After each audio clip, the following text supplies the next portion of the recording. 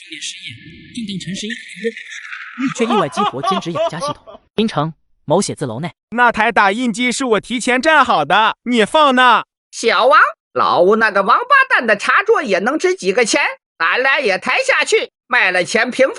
赵会计，这到底是怎么回事啊？陈主管，早上一上班，大家就得知了一个消息，咱们沙雕网络公司倒闭了，老板昨天卷钱跑路，润到国外了。至于有没有带上小姨子，这个我暂时还没打听清楚。你这有点扯远了。哈哈，这不，上个月的工资还没发呢，所以大家就你争我抢的，准备变卖公司里的办公用品，也好抵消部分工资。公司里但凡值点钱的东西，都已经被搬得七七八八了。看着正在零元购的同事们，陈11心一沉，便离开了公司。下楼回到自己的车上后，作为公司的人事主管，陈11知道这2年就业问题挺严峻的，但他没想到会严峻到这种程度。连着打了好几个应聘电话，基本都是一听到他33岁的年龄，就各种委婉的拒绝。33岁，上有老下有小，中年失业，毫无预兆，印证了那句社会要淘汰你的时候，是不会提前跟你打招呼的。不是说好的天道酬勤吗？每天下班后，他都兼职跑网约车，难道他一天工作10几个小时还不够勤吗？抱怨了片刻后，他很快振作起来道：年前这段时间就先跑网约车吧，能赚一分是一分，找工作的事情等年后再说吧。然后便像往常一样，一直跑到晚上10点多，陈11才收车回家。让你今晚别跑网约车了，你偏不听，下那么大的雪，开车多危险啊！没事儿，开得慢，他俩睡了。开得慢也危险，他俩今晚睡得早。随后，陈11便老吴那个王八蛋卷款跑路，公司今天几乎被搬空的事跟妻子说了一遍。还有1个多月就过年了，正好你也借这段时间好好休息一下，等过完年咱再找工作，你看行不？过年还早，我哪能现在就休息呢？先跑着网约车吧，一天也能赚个300来块钱。另外还有一件事，年后咱回临城找工作吧。决定年后回临城找工作的事情后，夫妻俩躺在床上都没睡着，但却都假装睡着了。生活了14年的地方，眼看就要离开了，而且还不是衣锦还乡，而是两手空空的，估计会有很多人笑话吧。哎，该认命的时候还是得认。检测到宿主正式成为失业人员，恭喜！自由职业养家系统成功绑定。本系统旨在帮助宿主解决失业后遇到的养家危机。宿主通过任何自由职业获得收入，系统都会另外赠送金钱奖励以及体质点、智慧点奖励。宿主自身属性详情，请看系统面板。宿主陈11，年龄33岁，身体年龄40岁，当前智慧点01000，当前职业技能无。愣着神缓了好一会儿，直至那个声音再也没有响起，他才接受了这个事实，自己居然因为失业获得了小说里才有的系统。感谢老吴那个王八蛋啊！激动过后，便悄摸爬起床研究起了这个系统。系统如何才能获得奖励？宿主必须要从事自由职业才行，安安稳稳上班是没奖励的。特别说明做生意不算自由职业，甚至就连摆地摊都不算。那奖励是怎么算的？金钱奖励方面，就按你现在正在兼职干的网约车来说，周末全天兼职大概有300来块钱，第一天奖励300乘1，等第100天开网约车的那天，你大概会获得300乘100的系统奖励金。那体质点和智慧点奖励呢？体质点会全方位的提升身体素质以及身体各器官的功能，整体改善健康状况。当宿主获得的体质点足以使宿主的身体年龄维持在25岁时，宿主可将多余体质点用于其他人身上。这个智慧点是用来兑换一些有技术门槛的自由职业的。当智慧点积攒到1000的时候，系统可以随机兑换一项有一定技术门槛的职业技能。智慧点同样可随时用于他人身上，但其作用仅限于帮助他人提高学习、工作效率。关于体质点和智慧点的奖励规则非常简单，决定这2项奖励多少的因素有2点：一、工作时薪的高低；二、工作收入的多少。他干的工作时薪越高，最终收入越高，最后获得的奖励也就越多。这就很合理，多劳多得嘛。至此，陈11算是把整个系统都了解的差不多了。闭着眼想了一会儿，陈11脑子里突然有了一个能验证系统的法子。同城网 App 上不是就有那种用手机下载 App 注册账号做推广任务就能赚钱的网络兼职吗？想到就干，轻手轻脚来到阳台，最后花了整整12分钟，他才算彻底完成任务，能赚1.5元。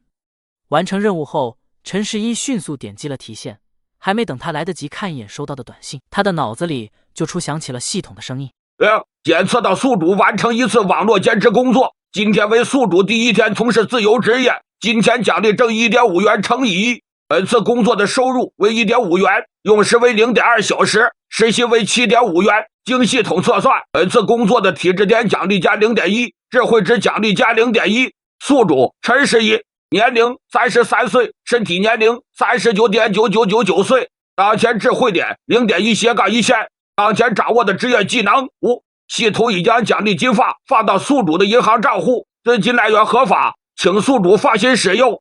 果然，除了一开始同城网给他转的那1.5元外，他的银行账户还收到了另外一条到账短信，也是1.5元。给他转账的是海外某群岛的一家投资公司。系统说了，资金来源合法可查，那想必以后都是这家公司给他转账了吧？金钱奖励没什么问题，就是体质点和智慧点各奖励了0.1，数据从一开始的40岁变成了现在的39.9999岁。0.1体质点让我年轻了0.0001岁，那算下来也就是1000体质点才能让我的身体年龄年轻1岁。至于智慧点也是一时半会凑不到1000。至此，系统的验证工作正式结束。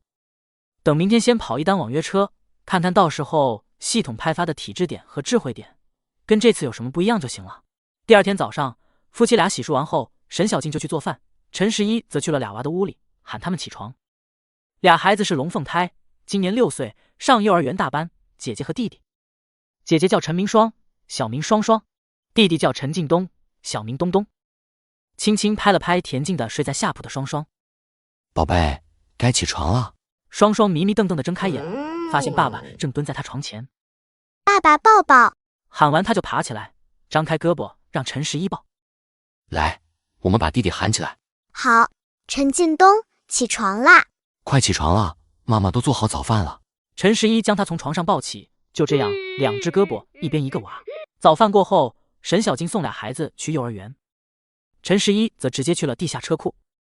刚上车，他就迫不及待地打开网约车 app 开始接单。不一会，接了个3公里多一点，车费是10.50元的订单。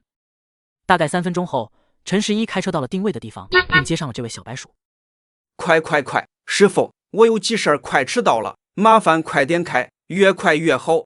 在接单前他就想明白了，既然体质点和智慧点奖励的多少跟时薪高低和最终收入多少有关，那在这一单的最终收入10.50元确定不变的情况下，他就要从时薪上下手了。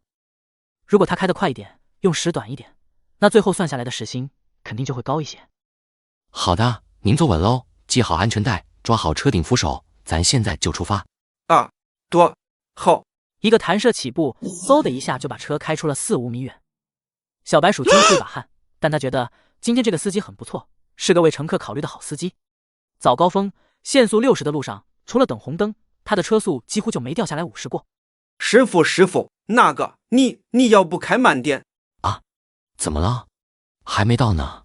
不是那个，其实我也没那么急，你开慢点就行。刚才是我看错时间了，时间还早呢，请你相信我，拜托了。哦，是吗？那好吧。这时恰好终点到了，用15分多钟。车子刚停稳，小白鼠逃似的下了车，陈十一则迫不及待地点了结单。检测到宿主完成1次网约车工作，今天是宿主第1天从事自由职业，今天奖励挣10.5元1。本次工作的收入为10.5元，用时0.083小时，时薪为126.5元。经系统测算，本次工作体质点奖励加1，智慧值奖励加1。宿主陈十一，年龄33岁，身体年龄39.9989岁，当前智慧点1.11线。此时的陈十一坐在车里看着系统面板，也不算很开心，因为系统奖励实在是少得可怜。坐在车里，陈十一想了一下，觉得先去干装卸工会更好点。正好他大学同学徐广仲家的劳务中介公司就在这边上的写字楼里，然后直接给徐广仲打了过去。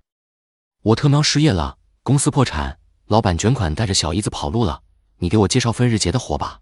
哈哈哈哈！你们老板是黄鹤吧？还带着小姨子跑路，我是挺开心的。你现在失业了，是不是就可以来我这上班了？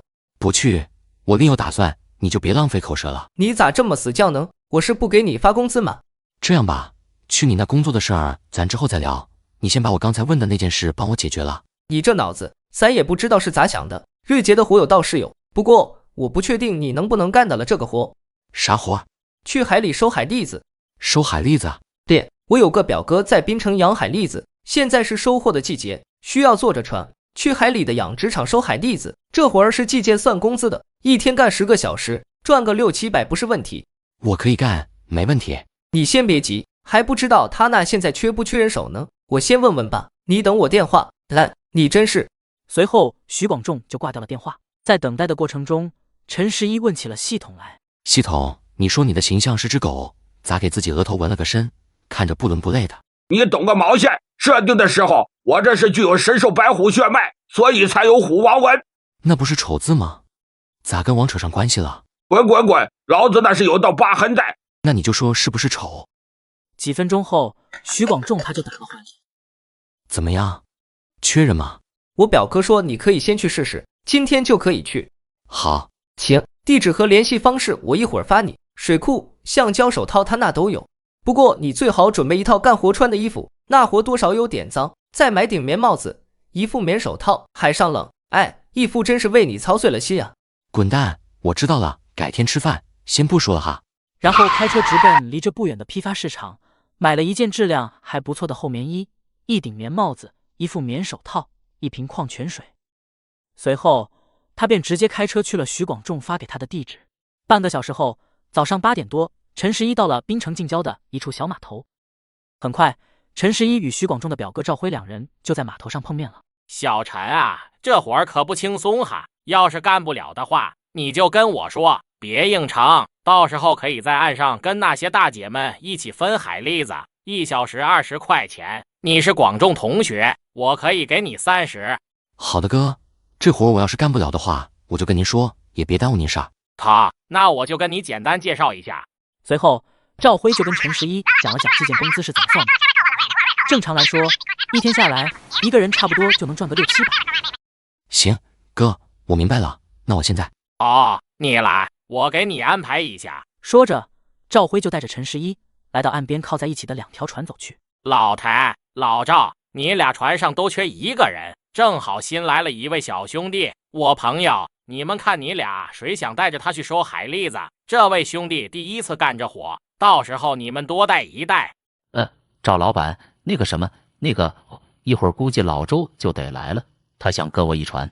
老田那边缺人，让这小伙跟着他吧，人家小伙年轻有劲儿，就让老田占个便宜吧，嘿嘿。行吧，那就跟着我吧。好嘞，大叔，那就拜托你一会儿多指教了哈，有什么做的不好的地方，你直接说就行。那你下来吧，得赶紧出发了。好。等回到码头，立马就有人围上来帮忙卸货。由于整一趟陈十一都木足了劲的干，所以赢得了老田的认可。很快，陈十一和老田这一船货卸完了，用时10几分钟。两人一合计，当即决定立马再跑一趟。开船吧，田叔。好嘞。第2趟回来，陈十一和老田卸完货就快12点了。上岸后，老田就领着陈十一去了岸上的一个板房里。这个板房是专门供收海蛎子的人中午吃饭休息的地方。一进屋，所有人的目光都看向了陈十一。小伙儿厉害哈，还得是年轻人，真能干。老田，你可得请人家喝顿酒，不能白占便宜，哈哈。小伙儿，下午跟我一起出船吧，我到时候多分你点钱，咋样？哈哈。要不咱一人跟着小伙搭档1天吧？老田，你看你同不同意？嘿嘿。陈十一听了，客气的笑了笑，没想到他还成了大叔们的香饽饽了。多亏田叔愿意带我，我多干点是应该的，我还是跟着田叔干吧，我俩刚配合熟练。好，你们这些人知道有便宜可占，就想跟我抢了，门额都没有。小陈接下来这几天都跟着我。来，小陈吃饭。吃完饭后，陈十一往外走，老田立马跟着出来了。田叔，你咋也出来了？不是现在出船吗？哈。陈十一愣住了，反应了一会儿，他才搞明白，原来老田以为他出屋是准备开工了呢。哈哈，不是，田叔，咱刚吃完饭，你不得消消食？还消啥消？我养殖区就得10几分钟，就当是消食儿了。趁着晌午暖和，也没风，还不如出海干上一船呢。哎，好，既然这样的话，那咱就开工。开工。随后，两人有说有笑的就直奔码头。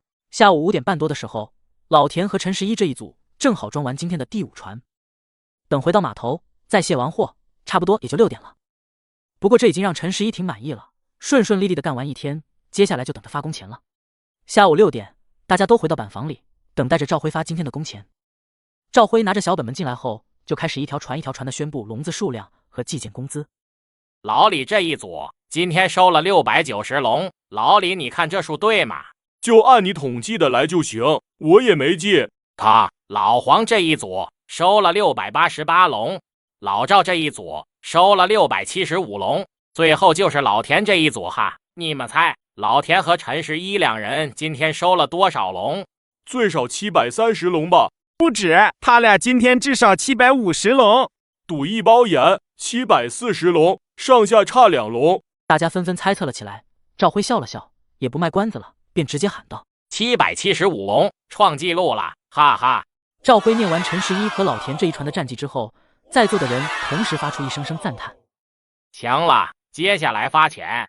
赵辉说了一句之后，就掏出手机，开始给在场的人用微信发工资。发完钱之后，大家就离开了。陈十一也立即回到车上，随后立马打开微信，点了收款。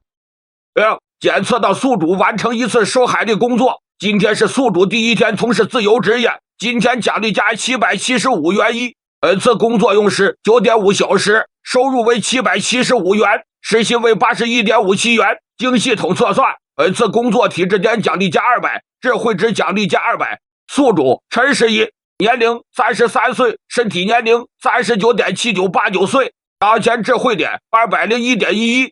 在点击收款的一瞬间，陈十一脑子里立马就跳出了系统提示，他的手机也在同一时间收到了银行到账短信。同一瞬间，他忽然感觉到自己的身体传来一股莫名的酥麻感，就好像触电般。大概2秒钟后，这种感觉才消失。而且本来还一身疲惫的他，此时好像感觉体力恢复了一些，精气神也比刚才足了一些。陈十一稍微愣了一下，但他马上反应过来，这应该是体质点不够。之前给的那点体质点，他之所以没任何感觉，那是因为太少了。系统，早上我开网约车赚了10块多，时薪是100多，奖励的体质点和智慧点11。今天收海蛎子赚了775，时薪是80多。那按照比例来算的话，那这次体质点和智慧点的奖励应该在70多个点左右，结果奖励却直接给了200点，这是为啥？系统奖励体质点和智慧点的多少，并不是按照比例公式来派发的，而是时薪越高，收入越高，奖励的比例也就越高。意外之喜啊！正因如此，他的身体年龄也跟着降低到39.7989岁了。虽说离25岁的目标还很远，但是照他这个获得奖励的速度下去，达到目标也用不了太久。而他的智慧点此时已经有200多了，也就是说，他接下来只需要像今天这样，再干4-5天，就可以兑换到系统奖励的职业技能了。这一天的累没白受，这一天的冻没白挨。就在这时，他的微信再次响了一声，还没来得及看，老田语音便打了过来：小郑啊，你把这50块钱收下，我今天多赚的这100多块钱，至少有一半是你的功劳。刚才我走得急，忘了给你发了，你别嫌少啊。田叔，你这是闹哪出呢？我哪能收这钱呢？平分就是平分，而且你也没少出力。这你赶紧收了，我是真心给你的。你要明天还想跟我一起干的话，你就收下，要不然你明天跟别人一船吧。我没跟你开玩笑哈。行了，挂了。想了一下，陈十一便决定还是收下吧，至少这钱他收了也不理亏。检测到宿主完成一次收海的工作，今天是宿主第1天从事自由职业，今天奖励加50乘1元。本次工作用时9.5小时，收入为50元，时薪为5.26元。经系统测算，本次工作体质点奖励加2，智慧值奖励加2。宿主陈十一，年龄33岁，身体年龄39.7969岁，当前智慧点203.11。陈十一一下愣住了，我去，这也算？老田给陈十一带来的可真是意外收获，他没想到这也能算到当天的收入里面。只不过就是这50块钱的收入，系统是算到一整天的工作时间里面的，所以时薪就很低，也导致系统奖励很低。狗子，我如果每天啥也不干，就不停的让别人给我转账，是不是就能彻底的在家里躺平了？狗子，狗子，系统失效了吗？你是狗子，你全家都是狗子。好吧，系统，那么可以回答我刚才的问题吗？你虽然长得丑，但想的还挺美的，系统怎么可能出现这种的 bug？ 好吧，那就算了。这次今天的收海粒子工作可算是彻底。金钱这块，除去早上那笔可以忽略不计的网约车，收海粒子是1550加100，今天一共赚了1600多。体质点和智慧点分别赚了202点，综合来说收获满满。回家陪老婆孩子，动动。就在这时，赵辉敲了敲他的车玻璃，示意他下车来。赵哥，给你挑了一兜海蛎子，拿回家吃。哟，赵哥，我这怎么好意思呢？这一网兜海蛎子，少说也得有20多斤，而且每个个头都很大，按市场价8块钱一斤的话，也得100好几呢。咱自己人，没必要客气，快拿着。那多谢赵哥哈。谢啥？也不是啥值钱的玩意儿，明天能接着来是吧？能。跟赵辉简单聊了几句之后，陈十一就回到了车里。没想到临走了还有意外收获。海蛎子可是他的最爱，要不是因为不喜欢吃生的，恐怕在船上的时候他就得撬开几个尝尝鲜。发动汽车之后，陈十一直接往家奔，顺风车他都懒得接了。刚到自家小区，看到有卖水果的，便赶紧停好车，下车去小区门口的水果摊买了2斤最大号的车厘子，71斤。提着车厘子和海蛎子便上了楼。开门后，陈十一发现俩娃在客厅里。老爹，你终于回来了，我都快饿死了。爸爸见陈十一回来了，俩娃同时朝他喊了一声，又一起朝他跑了过去。跑到陈十一跟前，双双抱着他的腿，仰着小脸乖巧地问道：爸爸，你今天累不累呀？爸爸本来有点累，但是一看到你就不累了。双双听了，仰着头咯咯一笑。至于东东抱着陈十一另一条腿，鹦鹉学舌似的问道：爸爸，你今天累不累啊？累，很累，所以等吃完饭，你给我捶捶腿，按按肩，揉揉腰，再给我洗洗脚，然后再……啊，爸爸，你刚才不是说不累了吗？哼哼，看到你就又累了。这时，沈小静也从厨房出来，面露月色的朝陈十一走了过来。你怎么买这么多海蛎子？不是，怎么还买车厘子了呢？多贵啊！边说边赶紧伸手接过了过来。嘴上虽然嫌车厘子贵，但是他心里却流过一股暖意。家里就他喜欢吃这玩意，所以这是特意给他买的。哪有什么贵不贵的，你喜欢吃就买。沈小静听了，抿着嘴，露出一个不易察觉的微笑，然后就提着海蛎子和车厘子进了厨房。时间来到9点，赵辉送的海蛎子真不是盖得，遂前往客厅。还看呢？快睡觉去。见俩娃还在看动画片呢，陈十一假装一脸严肃地喊了一句。他现在有点着急，夫妻俩想玩个游戏，还得躲着孩子，一点也不畅快。啊，爸爸，才9点呢，你平时不是不管我们看动画片吗？什么叫才9点？爸爸跟你们这么大的时候，晚上8点就睡觉了。好的，爸爸。此时，双双一脸乖巧地回了一句，然后拖着东东就往他们卧室里走。还得是我闺女啊。第二天一早，在楼上的时候，他就打开网约车 app， 把自己去码头的路线挂到了顺风车里。由于正是早高峰，所以顺风车的单子也比较多。刚到地下车库，他发的顺风车路线就有人付款了，费用不算很多，30块钱，上车点和下车点都完全在他的路线里，所以这一单完全等于他白赚的。大概40分钟后，他把乘客送到了指定地点，然后点击了结单。检测到宿主完成1次顺风车工作，今天是宿主第2天从事自由职业，今天奖励挣30元乘以2等于60元。本次工作用时 0.67 小时，收入为30元，时薪为44.77元。经系统测算，本次工作体质点奖励加 5.9， 智慧值奖励加 5.9。宿主陈十一，年龄33岁，身体年龄39.791岁，当前智慧点209/1000。系统奖励如约到来，陈十一并不意外，但让他有些兴奋的是，系统说到做到。今天是他做自由职业的第2天，所以系统刚才给的金钱奖励确实是2倍的车费，连他自己刚才都忘了这事儿了。早上随便拉个顺风车就赚了90块钱，这活干的可真是太值了。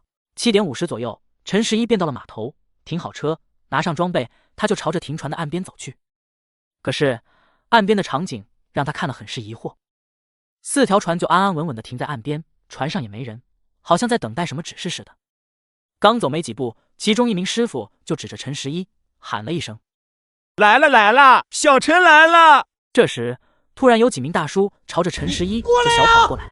陈十一被他们这架势搞得有点懵，不由得转身拔腿就跑，同时还不忘回头看看到底是什么情况。打眼看去，发现人群中有老赵、老李、老黄，以及昨天他见过的几名大叔，也有昨天没见过的。陈十一不知道他们这是在干嘛，料想要是被一堆大叔给追上，准没好事。想到自己一个大男人，身后一堆50、60岁的大叔追着跑，浑身的鸡皮疙瘩都冒出来了。最后还是赵辉喊了话，他才停了下来。没多会儿，几位大叔就跑到了陈十一跟前。陈十一纳闷地看着他们几人，还没等他开口呢，老黄就先发话了：“小陈来了，没吃早饭吧？来，叔给你带的包子，我家你婶儿自己包的，猪肉萝卜馅的，你尝尝。”说着，他就从怀里掏出2大包子，递向了陈十一。不是，黄叔，你这……哎呀，老黄，你可拉倒吧！咱本来就天天中午吃包子，你还给人家带包子，你是吃包子有瘾咋的？来，小陈，咱吃这个，叔这有刚炸好的油条和热豆浆。叔，你们这是干啥呢？行了，你俩都放起来吧，净整些小打小闹的，有本事整点实在的。小陈呢，叔先跟你道个歉，昨天叔不该狗眼，不该瞧不起你的。这样，为了表示歉意，你今天跟着我的船干怎么样？你放心，不让你白跟，等今天干完活分钱的时候，叔多给你100。我也能多分你100，不，我多分你120。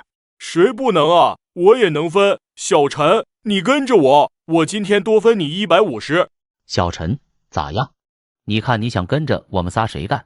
选一个。3位大叔，你们没必要这样，我跟着田叔干的挺好的，我还是跟着田叔干吧。谢谢你们的好意了，就这样吧哈，咱赶紧开工吧。说完，他就赶紧闪人，朝岸边走去。哎，小陈，我们还没说完呢，不光是这次，过几天……没等他们说完，陈十一就走远了。随后，陈十一就和老田一起开始了今天收海蛎子的工作。跟着老田上了船之后，2人快速的就驶向了养殖区。由于已经是第2天干了，所以陈十一干活的效率也就比昨天高。这就是年轻的好处，学习快，潜力大。至于老田，已经50多岁的人了，他也不可能再迸发出什么潜力来。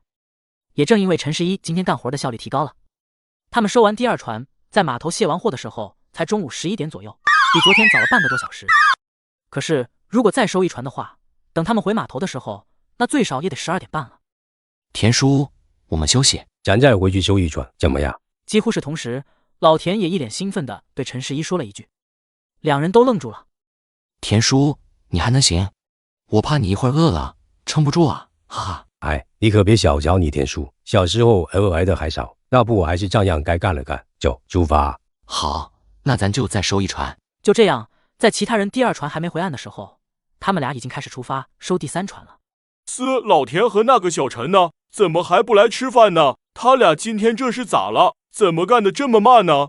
我估计啊，是那个小陈昨天干得太猛，累着了，所以今天赶不上趟了吧？哈哈。有可能。年轻人干活不懂得深浅，就知道使猛劲，伤了身子可就得不偿失喽。哎呦，早上的时候我们几个还抢破头的想让他跟着我们干呢，没想到他这就不行了，这真是幸亏啊。中午12点多，其他船的人在卸完第2趟船之后，便来到了板房里开始吃午饭。见老田和陈十一一直没来，大家就你一言我一语的猜测了起来。哎呀，说的是啊，年轻人呢，干活就是不稳当。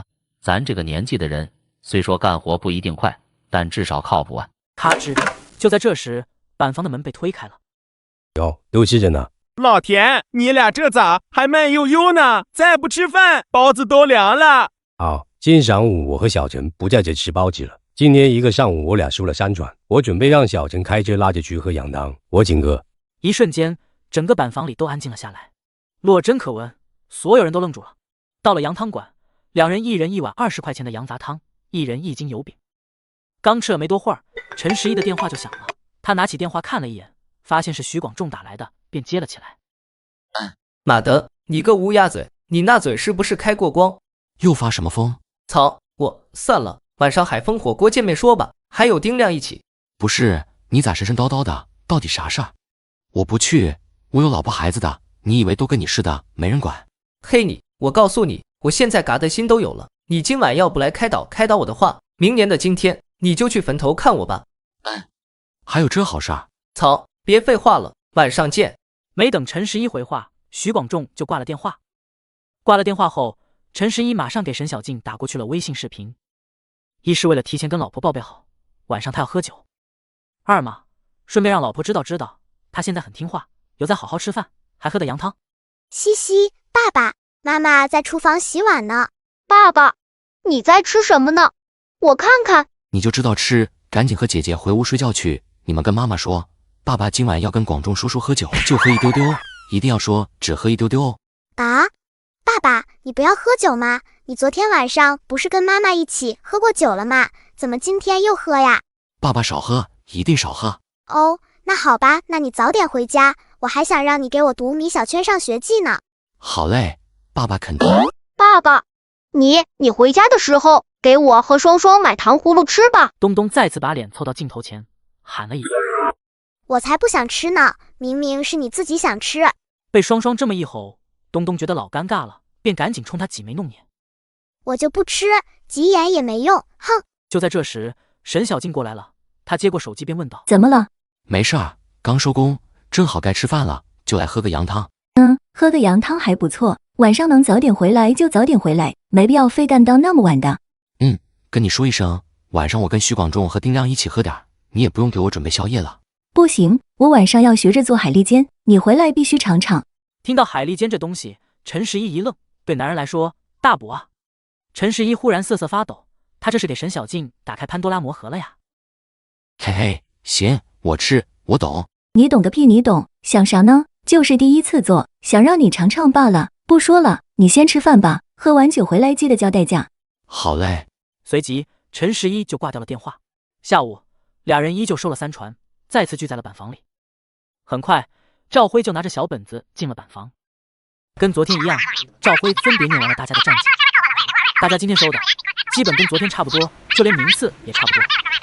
老赵依旧是最低的701龙。最后一条船，老田和陈十一这一组，他俩进。咦，这是不是记错了？我细看一下，970龙。老谭是记错了吗？你俩这组怎么这么多呢？赵老板，没错，我俩今天差不多就是收了这么多龙，我俩今年一共收了6转。哎呀，真是厉害了哈！那就发钱吧，哈哈。收到转账之后，陈十一依旧没有点击收款，他准备等到了车上独自享受收获系统奖励的那个美好时刻。小陈，你先待会儿再走吧。哦，好的，赵哥。小陈啊，这个可能你也知道，我这的海蛎子基本上都收的差不多了。本来我还寻思至少还得再收2、3天的，但是这2天你们收的挺快的，我看了一下，剩下的明天上午差不多就收完了，也就用不了那么多船了。我已经跟老黄、老赵他们说了，明天他们就不来了啊。哦，赵哥，我懂你意思了，你是想说我明天不用过来了是吧？说实话，你来的有点晚了，你要早来，算了，不说了。这样吧，你要觉得这活儿还行的话，我把你介绍到其他养殖户那里去，只不过他们那边就是得凌晨1、2点钟出海，你看。哦，谢赵哥了，暂时先不用了吧，主要是半夜出海我可能没法去。没事赵哥，等明年你再收海蛎子的时候再喊我。等明年我不对，希望你明年就找到好工作，哈哈。哈哈，也对，那我先回去了哈，赵哥。路上慢点。来到停车的地方，陈十一就发现老田在车旁等着他。田叔，我送你一趟。不用，我骑左车。赵老板是不是跟你说你明天就不用来了？是啊，活不多了，我也没必要来了。这2天多亏了你带着我干了。可拉倒吧，咱俩谁带谁，明眼人都看得出来，这2天我竟跟你沾光了。别那么说，都是缘分。对了，田叔，你在这等我是？你先等下哈。说着，老田就掏出手机，用微信给陈十一转过去了100块钱。小陈，你可别跟我叨叨些没用的，我可不是装样子给你看的。今天跟着你多赚了300多，我也没出啥力，所以给你100也不算多。不是，田叔。行了，不说这事儿了，我在这等你，主要是想问问你，我这有个活儿，也是日结的，不知道你愿不愿意去干？这2天，陈十一干活的表现，老田都看在眼里。陈十一实在踏实，有脑子，沉稳，做人也大气，不斤斤计较的。所以他很喜欢这个年轻人，他就想给陈十一介绍一个新工作。啊，真的吗，田叔？那可太好了，哈哈。戏剧冷库干装卸，不知道你愿不愿意干？工资也是计件的，按吨算。冷库？对，我以前去干过，但是我这腰膝盖今年开始疼得越来越厉害，就不打算去了。他们那每年年底都会忙一阵，自己的工人忙不过来，就会临时抓盲工。前2天又联系我去，我去不了，就想起你来了。一天也是干10个钟头，正常的话赚个500-600块钱不是问题。哦，是吗？随后，老田就跟陈十一简单的介绍起了这个工作。不管是装货还是卸货，都是30块钱1吨，几个人配合着干，平均一个人一天能装卸20吨左右。行，田叔，我去。那行，那你明天直接去就行，我都跟那个老板说好了，只要你答应去，他就要你。一会儿我把地址和电话发你微信上。好的，田叔，那可多谢你了哈。行，那你上车吧，我也回家了，咱爷俩有缘再见啊！好的，田叔，肯定会再见的。老田刚走，陈十一便一头扎进车里。今天收海蛎子的钱他还没收，系统奖励还没领呢。做好后，陈十一赶紧把赵辉和老田刚才转给他的钱全都点了领取。检测到宿主完成1次收海蛎工作，今天是宿主第2天从事自由职业，金钱奖励挣970元乘以2等于1940元。本次工作的收入为970元，用时10小时，时薪为97元。经系统测算，本次工作体质点奖励加300，智慧值奖励加300。宿主陈十一，年龄33岁，身体年龄39.491岁，当前智慧点509/1000。检测到宿主完成1次收海蛎工作，今天是宿主第2天从事自由职业，金钱奖励挣100元乘以2。本次工作的收入为100元，用时10小时，时薪为10元。经系统测算，本次工作体质点奖励加5，智慧值奖励加5。宿主陈十一，年龄33岁，身体年龄39.486岁，当前智慧点514/1000。随后就是体质点带来的贯穿全身的酥麻感。身子舒爽的抖了一下之后，陈十一发现，经过这2天的忙活，他的身体年龄已经降低了半岁多了。再看智慧点，也已经积攒过半了，距离兑换系统给的职业技能的日子也越来越近了。接着把今天的收入算了下，一共3300元。陈十一抑制不住内心的兴奋，此时他特别期盼明天赶紧到来。咚咚咚咚咚咚咚咚咚咚咚。就在这时，徐广仲的微信语音电话打断了陈十一的思绪。他这才想起来，今晚还要跟徐广仲和丁亮一起吃饭呢。喂，刚干完活，马上到，先给我点上2盘牛肉，2盘羊肉，我要宰你一顿。行，赶紧办，我都到了。徐广仲说完，他就挂掉了电话。我操！刚进火锅店，陈十一离着很远就发现徐广仲正一脸愁容的对丁亮说着什么。哟，丁亮啥事这么高兴啊？老婆给你涨零花钱了？你，马德，你快说，你是不是偷摸去竹山寺给你这张嘴开光了？滚！中午你就骂我乌鸦嘴，到底啥事儿？哎，真草了，咋回事？老徐他，哈哈，老徐他有妹妹了，嘿嘿嘿。妹妹？他有妹妹了算啥稀奇事儿？这货的被窝里1星期换好几个妹妹。这次不一样，这是真妹妹，亲的，他爹的，能跟他争家产的，嘿嘿嘿。哈。随后，丁亮饶有兴致地跟陈十一解释了起来。原来，徐广仲的官府老爹3年多前谈过一个女朋友，并有了个女儿。女方最近突然被查出绝症，时日不多了，这才把孩子交给徐老爹照顾。徐老爹这就瞒不住了。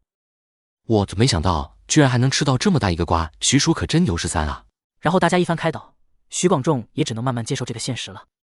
陈十一，你不错啊！我听我表哥说，你才去他那干了2天活，就把那些老头儿给忽悠瘸了，还有几个想花钱包你啊！还有这事儿呢？有你妹有，我那叫领导力，我马德别提了，都怪我领导力太强，把工作给领导没了。3个人就这么边喝边聊，后面聊的内容也基本都是老生常谈。陈十一让代驾把车开到了地下车库，然后他又回到小区门口，在门口摆摊的大叔那买了3串糖葫芦，1串山楂的，1串草莓的，1串沙枣的，分别是家里那娘仨爱吃的口味，这才哼着小曲回了家。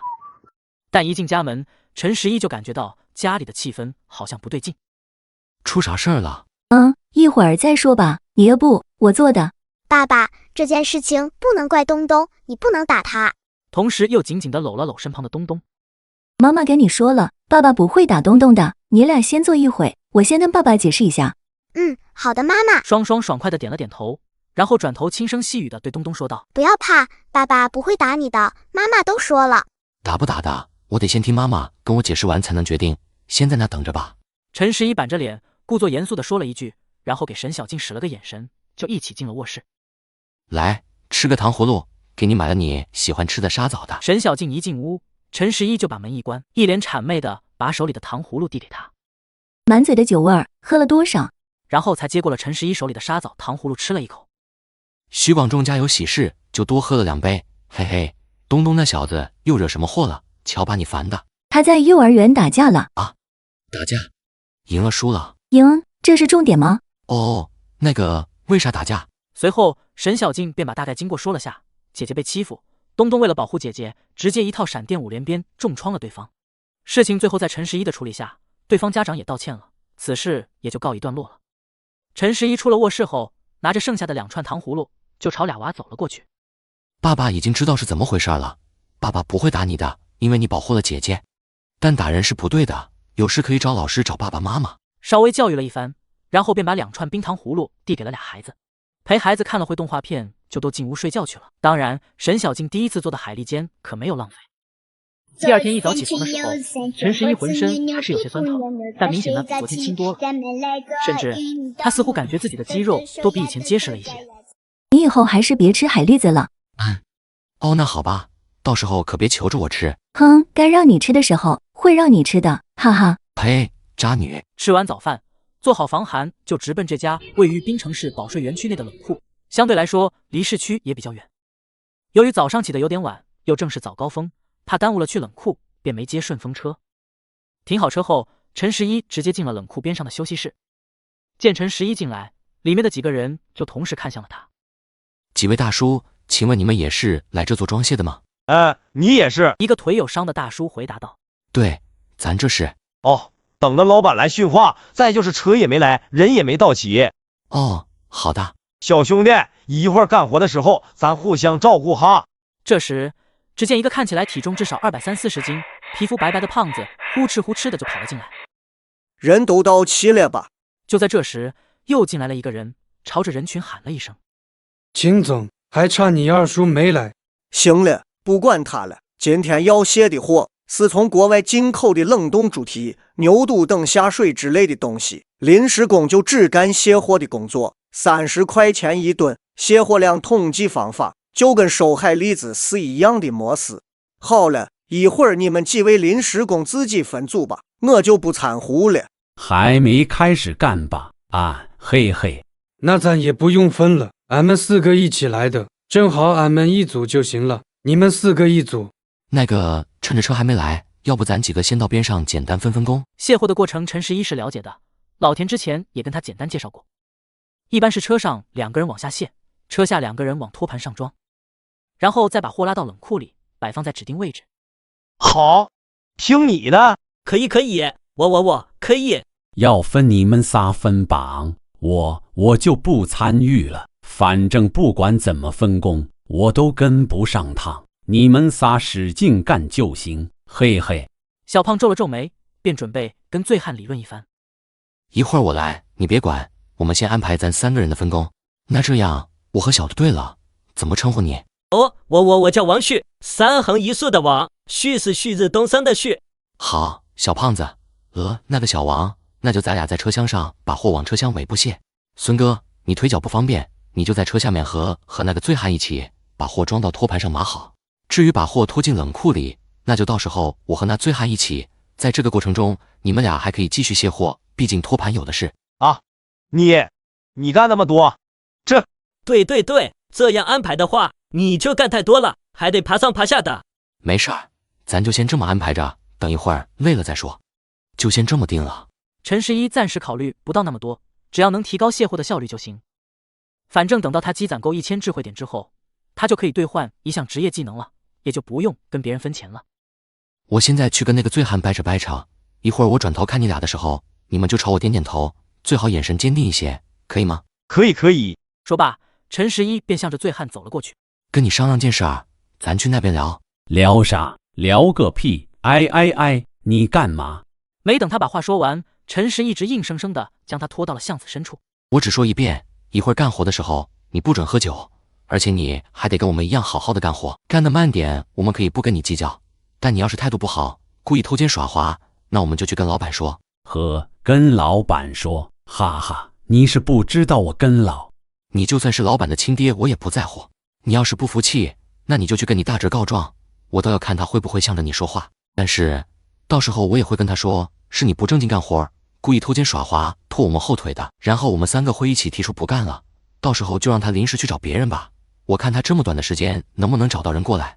而且我们仨都商量好了，临走前还得让你大侄不计我们来回的路费，还有半天的人工费，他要不给，我们就在这大闹一场，这活谁也别想干。说到这，陈十一就转头看向孙哥和小胖俩人，这俩人收到指令，立马铁骨铮铮的朝陈十一这边疯狂点头。你不是你。当然，你要是能听我的安排，好好干活的话，我不但不去告诉你大侄子，还会每天给你带2瓶黄盖汾酒过来送你。虽不算啥很好的酒，但是总比你现在喝的2锅头好得多。而且，要是今天咱能每人赚600块钱以上，那我明天给你带3瓶。你放心，我说到做到。只要你好好干活，不偷奸耍滑，我明天就先给你带2瓶来。我要是不带，你给我把车砸了，我都不带拦你的。好，我答应你。至此，他们这一组的人员安排工作算是到此结束了。就在这时，大门口处传来一阵轰隆隆的汽车声。行，小李，你们这组继续去指挥那辆小车吧，这辆大车就交给我们几个人来卸。秦二叔此话一出，在场所有人都愣住了。大车装的货多，卸完一车赚的钱自然也就多。陈十一他本以为秦二叔是一张废牌，可没想到这张废牌转眼就成了杀手锏。不是，秦哥，你这是啥意思？这是我们先占的车啊，我们都指挥好他停车了，你咋能说抢就抢呢？咋了？不行啊，我说话不好使了是不？要不咱去找我大侄说道。这架势，任谁看了都会觉得他有点仗势欺人了。安妮，不是你这，好，让给你们，真是的。接着，他们4人就按照陈十一先前的安排，各就各位，开干。按照陈十一的安排，他们这一组这一车几个人配合着干，用了2分多钟就装好了1拖车的货。在这个过程中，秦二叔的速度全程被孙大哥碾压，1拖车的货，孙大哥自己得装了2/3，秦二叔叔满打满算也就装了1/3。这时，孙大哥见托盘装完了，便一声不吭的就抓起小拖车的把手，准备把货拉到冷库里。孙哥，你别动了，让秦二叔往冷库送吧。啊，我送。秦二叔拖着车离开后，孙哥立马就拿了一个托盘放在地上。陈十一和小白胖子也没歇息，赶紧开始卸货。但随着货卸的越来越多，车厢里剩下的货越来越靠里。陈十一发现小胖子此时好像有点力不从心了，便准备让他歇一歇。但还没等他开口呢，秦二叔就对着小胖喊了起来：“小胖子，来，咱俩换你一下，瞧你累的那熊样。”哈，不用，我还能坚持。快得了吧你瞅你喘成这熊样，年纪轻轻的还赶不上我跟你孙大叔呢。来，赶紧下来，我上去替你，别废话了。那好吧，那我下去。就这么一直干到9点10几分的时候，陈十一他们这一车卸了1半多了。小王，给我你微信。啊，陈哥，啥事儿？我给你转50块钱，你去对面的超市买5瓶功能饮料，剩下的钱再买几块士力架，咱补充能量。啊，不用，我有钱。没事儿，钱我出，也没多少。快，别耽误干活，我给你转钱。啊，你看你这孩子，你陈大哥好心请咱喝饮料，你就大大方方的收着就行了。你要是拒绝，这不是不给你陈大哥当好人的机会吗？嘿。啊，那谢谢陈哥，我去买。小白胖这才答应了下来，然后掏出手机加上了陈十一的微信。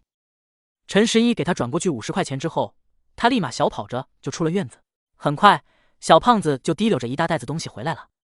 陈哥，给，正好50块钱。陈十一没有接过来，从里面拿出来一瓶西鹏特饮，1块士力架，然后对小胖子说道：“你拿2瓶饮料，给你孙大叔和秦二叔一人1瓶，剩下的士力架你们自己分吧。”哦，好。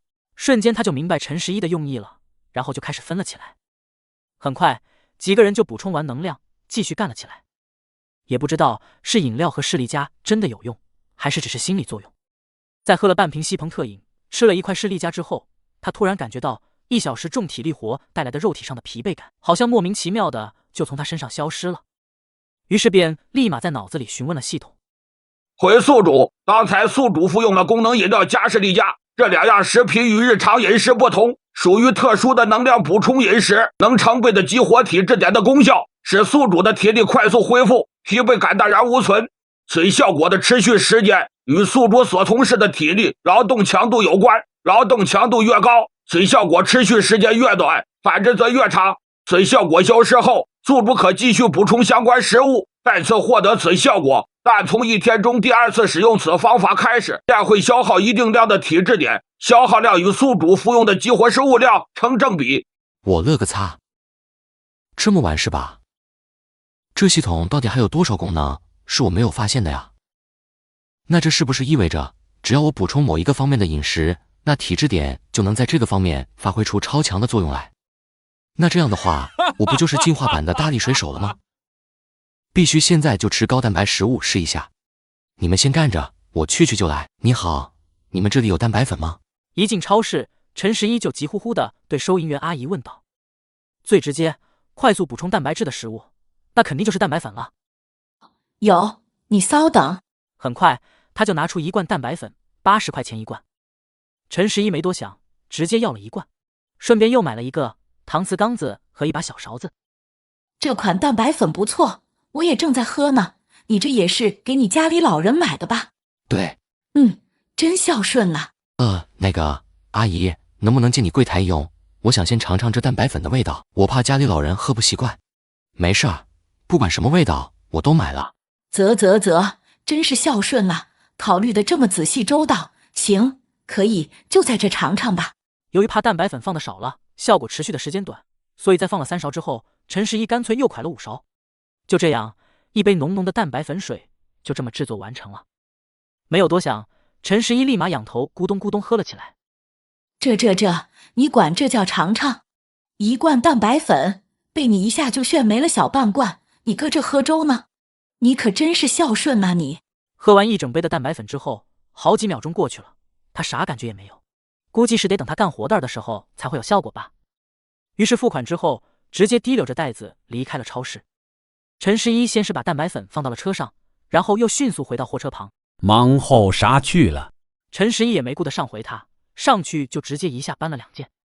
当加起来重达100斤的货被他搬起来的那一瞬间，陈十一的嘴角瞬间上扬了起来，比翘嘴还高，比 AK 都难压，简直不要太轻松了。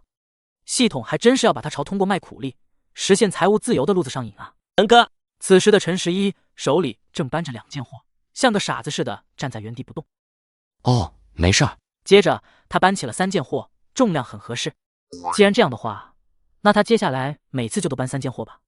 陈哥，你这是咋了？小陈，不能一下搬这么多的，悠着点干吧，别伤着腰。小陈啊，你这么干的话，我们哪还好意思跟你平分工钱啊？嘿嘿，你们放心，我心里有数，我体力还行，平时经常锻炼，一时半会儿累不着，等一会儿实在累了再说，不好意思跟我平分。好啊，那到时候你就少拿点，多给我分一点，行不行？哈哈。嗨，我就是说说罢了，我多分给你，你也不好意思。我同意。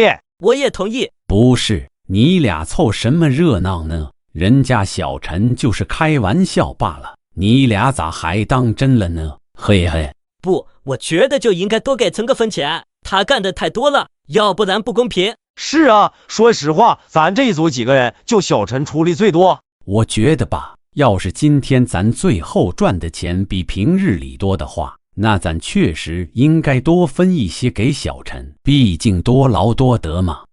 哎呀，我也不是不愿意给小陈多分一些，但是，对了，那这样吧，今天咱要是每人能赚600块钱以上，那多出来的钱我就分给小陈一半，你们看怎么样？秦二叔说完，小白胖和孙大哥同时看向了陈十一，仿佛在征求他的意见一样。这个既然大家都有这个想法，那我也就不好推辞了。那要不咱就按照二叔说的来。行的，陈哥。那就这么定了。那好吧。那行，那咱继续干吧。这时又来车了，又是辆小的，另一组的4人立马围了上去。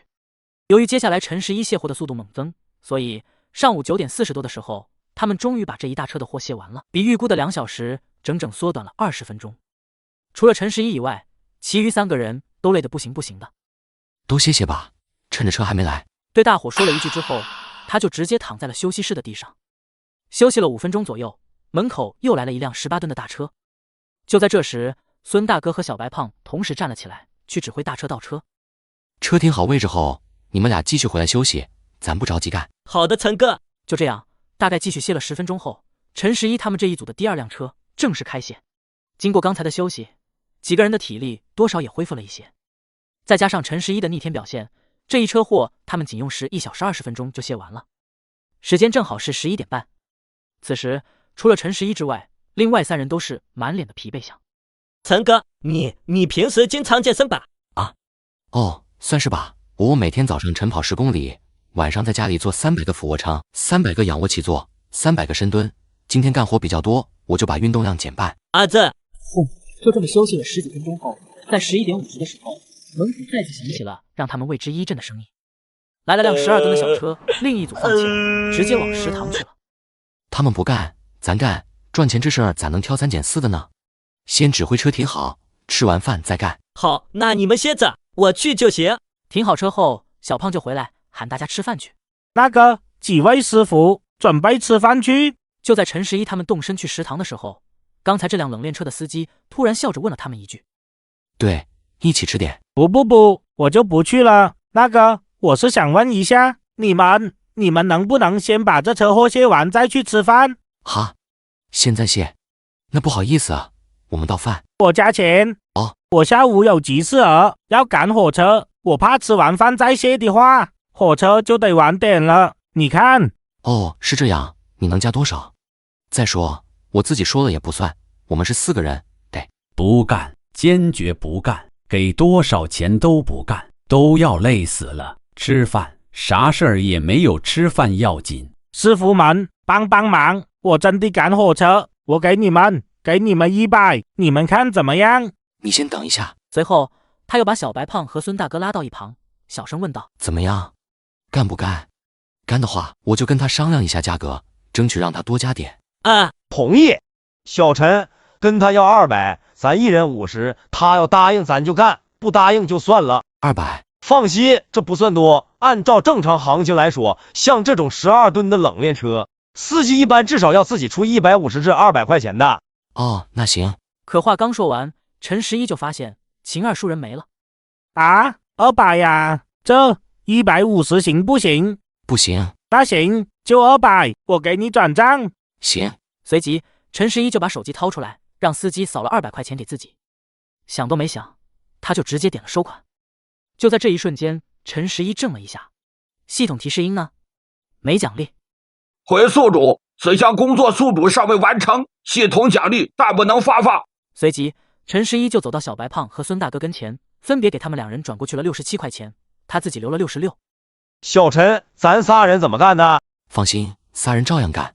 这样我自己一个人在上面卸货，你们俩在下面装托盘，就这么定了。你俩先过去干着，我很快就来。随即陈十一迅速地往剩下的那半瓶西朋特饮里加上了5勺蛋白粉，拧上瓶盖，使劲晃了晃之后，他打开盖子，直接咕咚咕咚地灌了起来，回到了冷库门口。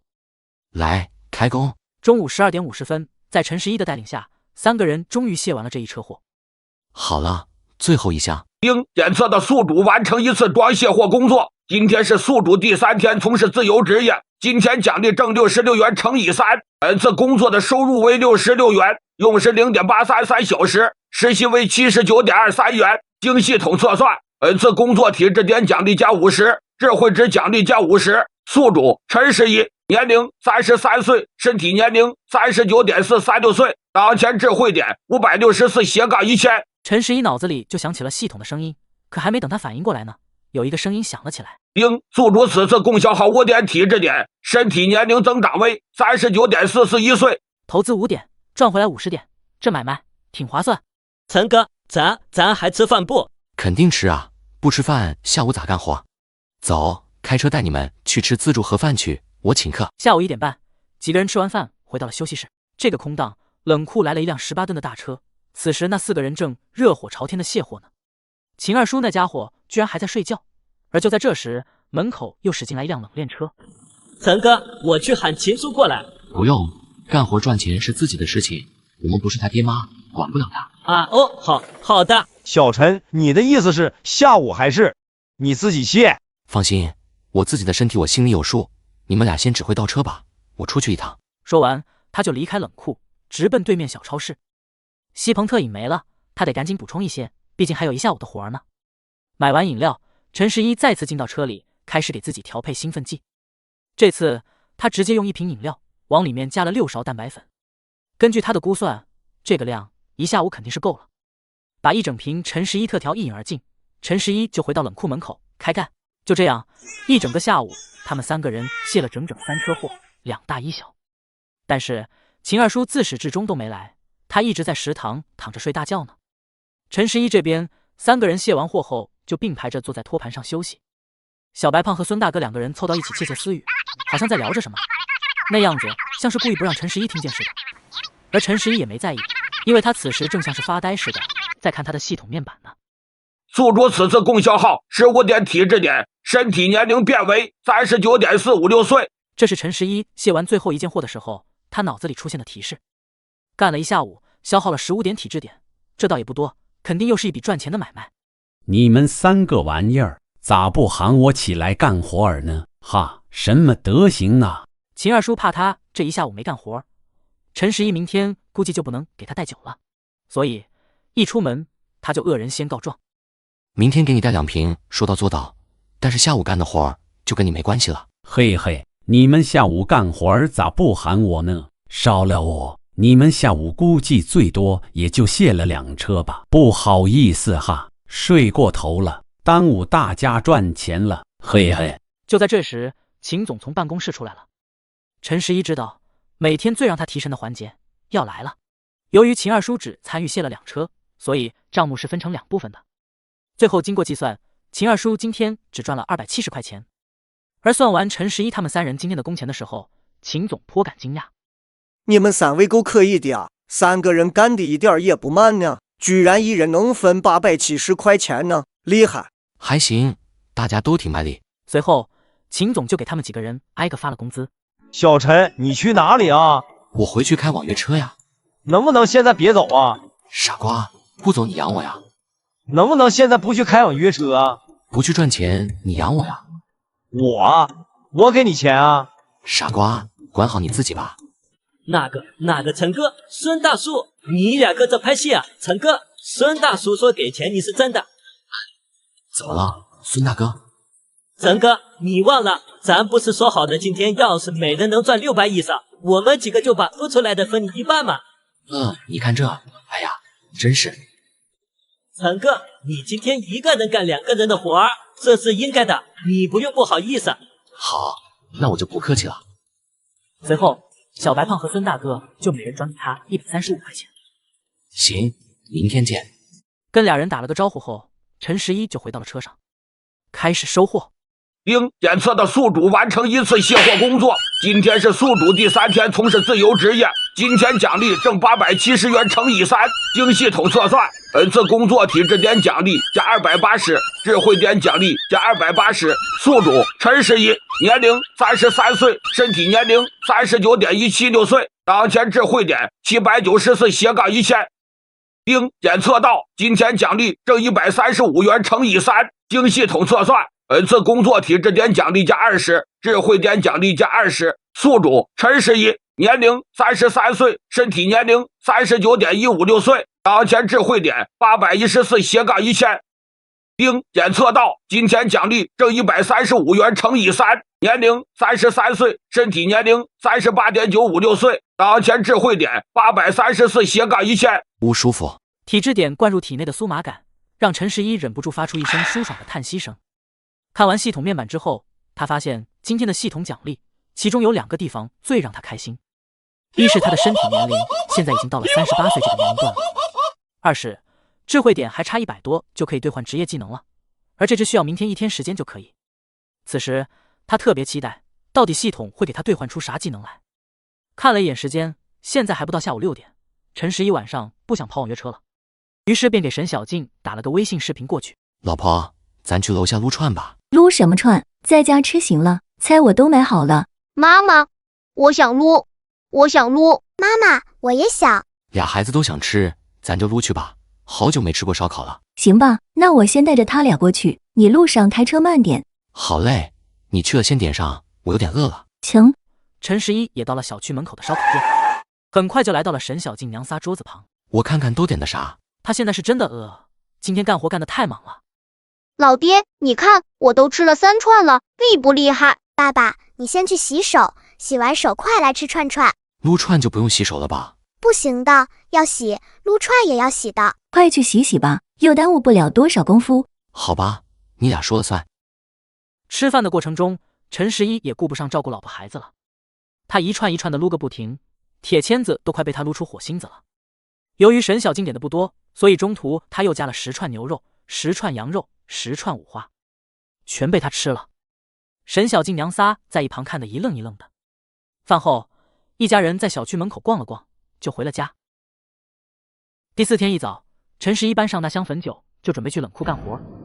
今天早上，陈十一出门比较早，所以就进了一辆出租车，价格是22块钱。应检测的宿主完成1次网约车工作。今天是宿主第4天从事自由职业，今天奖励挣22元乘以4，本次工作的收入为22元，用时0.33小时，时薪为66.66元。经系统测算，本次工作体质点奖励+6，智慧值奖励+6。宿主陈十一，年龄33岁，身体年龄38.95岁，当前智慧点840/1000。乘客下车，点击结单后，系统奖励如约而至。接着他就在路边的小店买了2瓶西鹏特饮，回到车上制作了1整瓶的陈氏特调，然后一口气干掉，这才去了冷库。到了休息室，发现秦二叔没在。秦总说给他打电话，打了好半天才打通，他又喝多了，今天来不了了。陈哥，今天咱3个人还是跟昨天下午一样，我卸货，你俩在下面装车。哦，好。很快，冷链车陆陆续续来了4、5辆，有大有小，因此大家也不用争抢，都开始先卸大车。这俩小孩长得真好，双胞胎吧？这女的是来找人的吧？咋站在门口不进来呢？长得这么漂亮，气质又好，不会是秦老板的媳妇儿吧？别瞎操心了，快干活吧，看见女的就挪不开眼了。正干着活呢，那边4个人闲聊声传了过来，孙大哥和小白胖也朝门口看了过去。陈哥，那个女的是不是来找你的？哈，啥玩意儿？他忽地觉得后背有点发凉，便转头朝门口看了一眼。卧槽！陈十一被吓得一激灵，飙出一句优美的中国话。陈哥还真是嫂子。完了完了，你俩先干着，我去就来。接下来，陈十一就在现场一群人羡慕的眼光中开始了今天的工作。今天的他仿佛真的像打了兴奋剂一样，干起活来，一般的牲口可赶不上他。中午12点，活准时干完。陈十一这一组卸了2大1小，3辆车，另一组卸了2辆大人。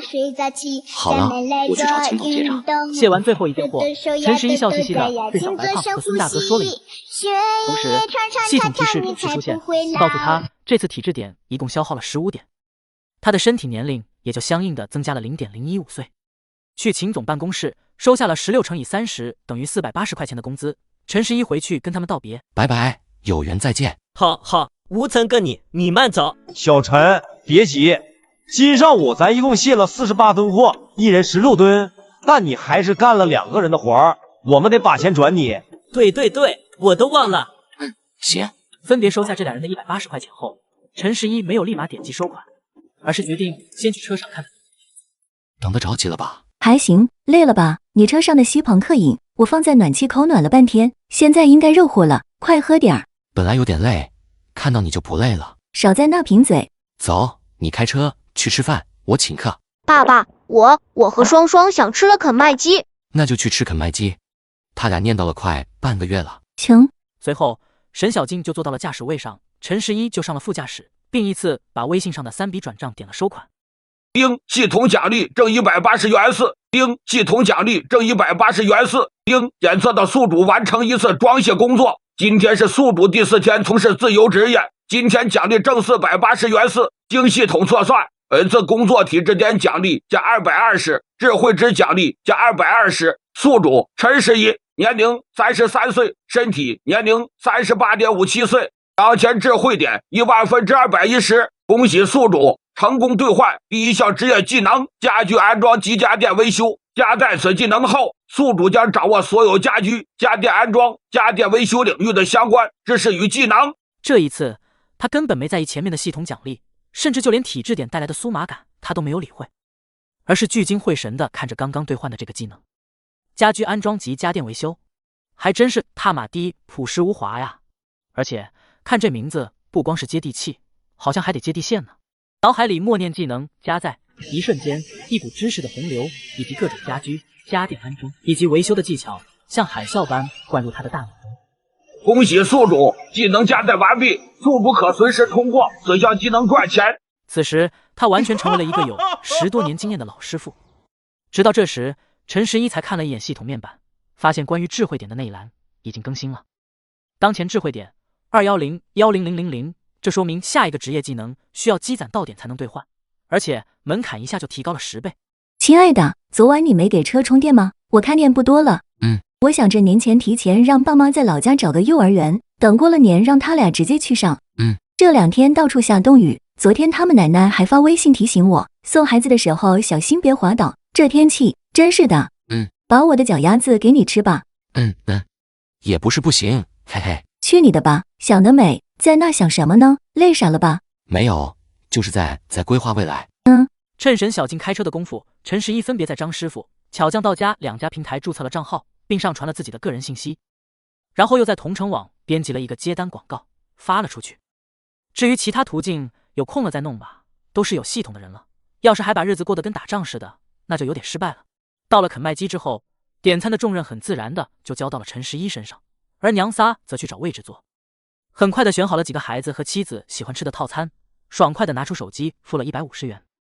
恭喜先生，您成为本店的第11111位客人，您本次消费可享受免单服务，刚才的付款金额现在给您原路退还。手机传来短信声的同时，系统声音已经在脑海里响了起来。检测的宿主完成1次卖炸鸡汉堡工作，今天是宿主第4天从事自由职业，金钱奖励挣150元乘以4，本次工作的收入为150元，用时0.05小时，时薪为3000元。经系统测算，本次工作体质点奖励加100，智慧值奖励加100。宿主陈十一，年龄33岁，身体年龄38.47岁，当前智慧点310-1万。陈十一猛地睁大眼睛，直勾勾地盯着手机屏幕。这太难了，惊喜无处不在是吧？而且这时薪是怎么算的？怎么这么高？他立马回想了一下，对，应该是他从下单付款到资金返还那一刻所用的时间，仅仅3分钟，怪不得呢。晚饭也是在外面吃的，一家人在小区门口散步消食。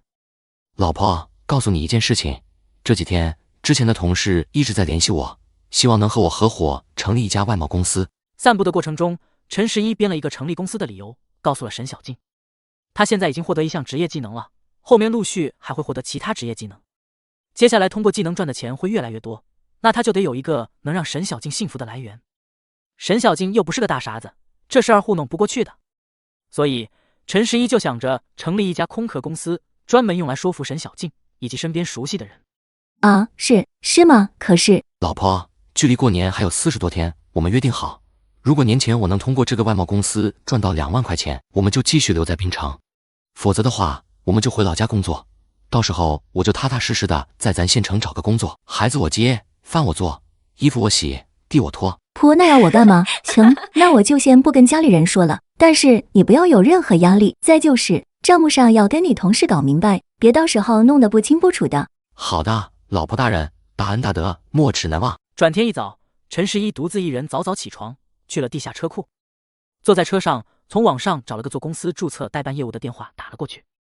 最终，代办公司以1200元的价格接下了陈11这笔单子。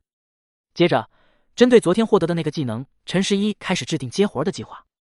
首先是同城网，陈11花了500多块钱买了5天左右的流量，争取让他的广告始终排在前5名。陈11直接按照系统对这个家居安装及家电维修的解释，把他会的所有的技术全都填到了自己的广告里。各种上门服务的价格也都跟其他同乡的定价基本一样，不能太高，也不能太低，尽量不扰乱市场。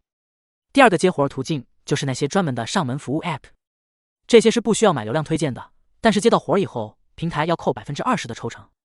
陈11也像刚才在同城网上写的那样，把自己的会的技能全都填上。安排妥善之后，陈11就开着车去了一家5金店，把比较常用的一些工具和物料买齐。刚回到车上，他的电话就响了，是同城网的虚拟号码打来的。买流量的钱果然没白花。喂，你好。你好，师傅，客厅里的吸顶灯你能装吗？能装，上门费100。行，你来吧，一会儿加你微信，给你发位置。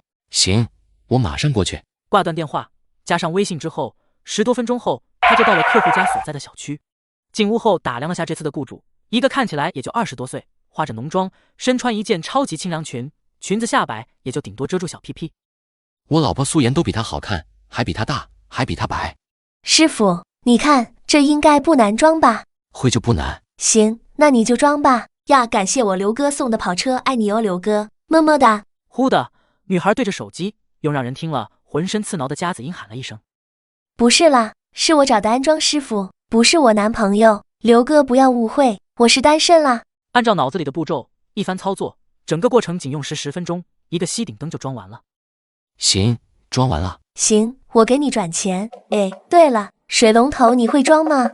能啊，50。那行，你去卫生间给我换上吧，待会记得千万不要发出声音哦。好嘞。宝宝们，我临时有点事情要处理一下，等半小时后我再回来播，等我哦。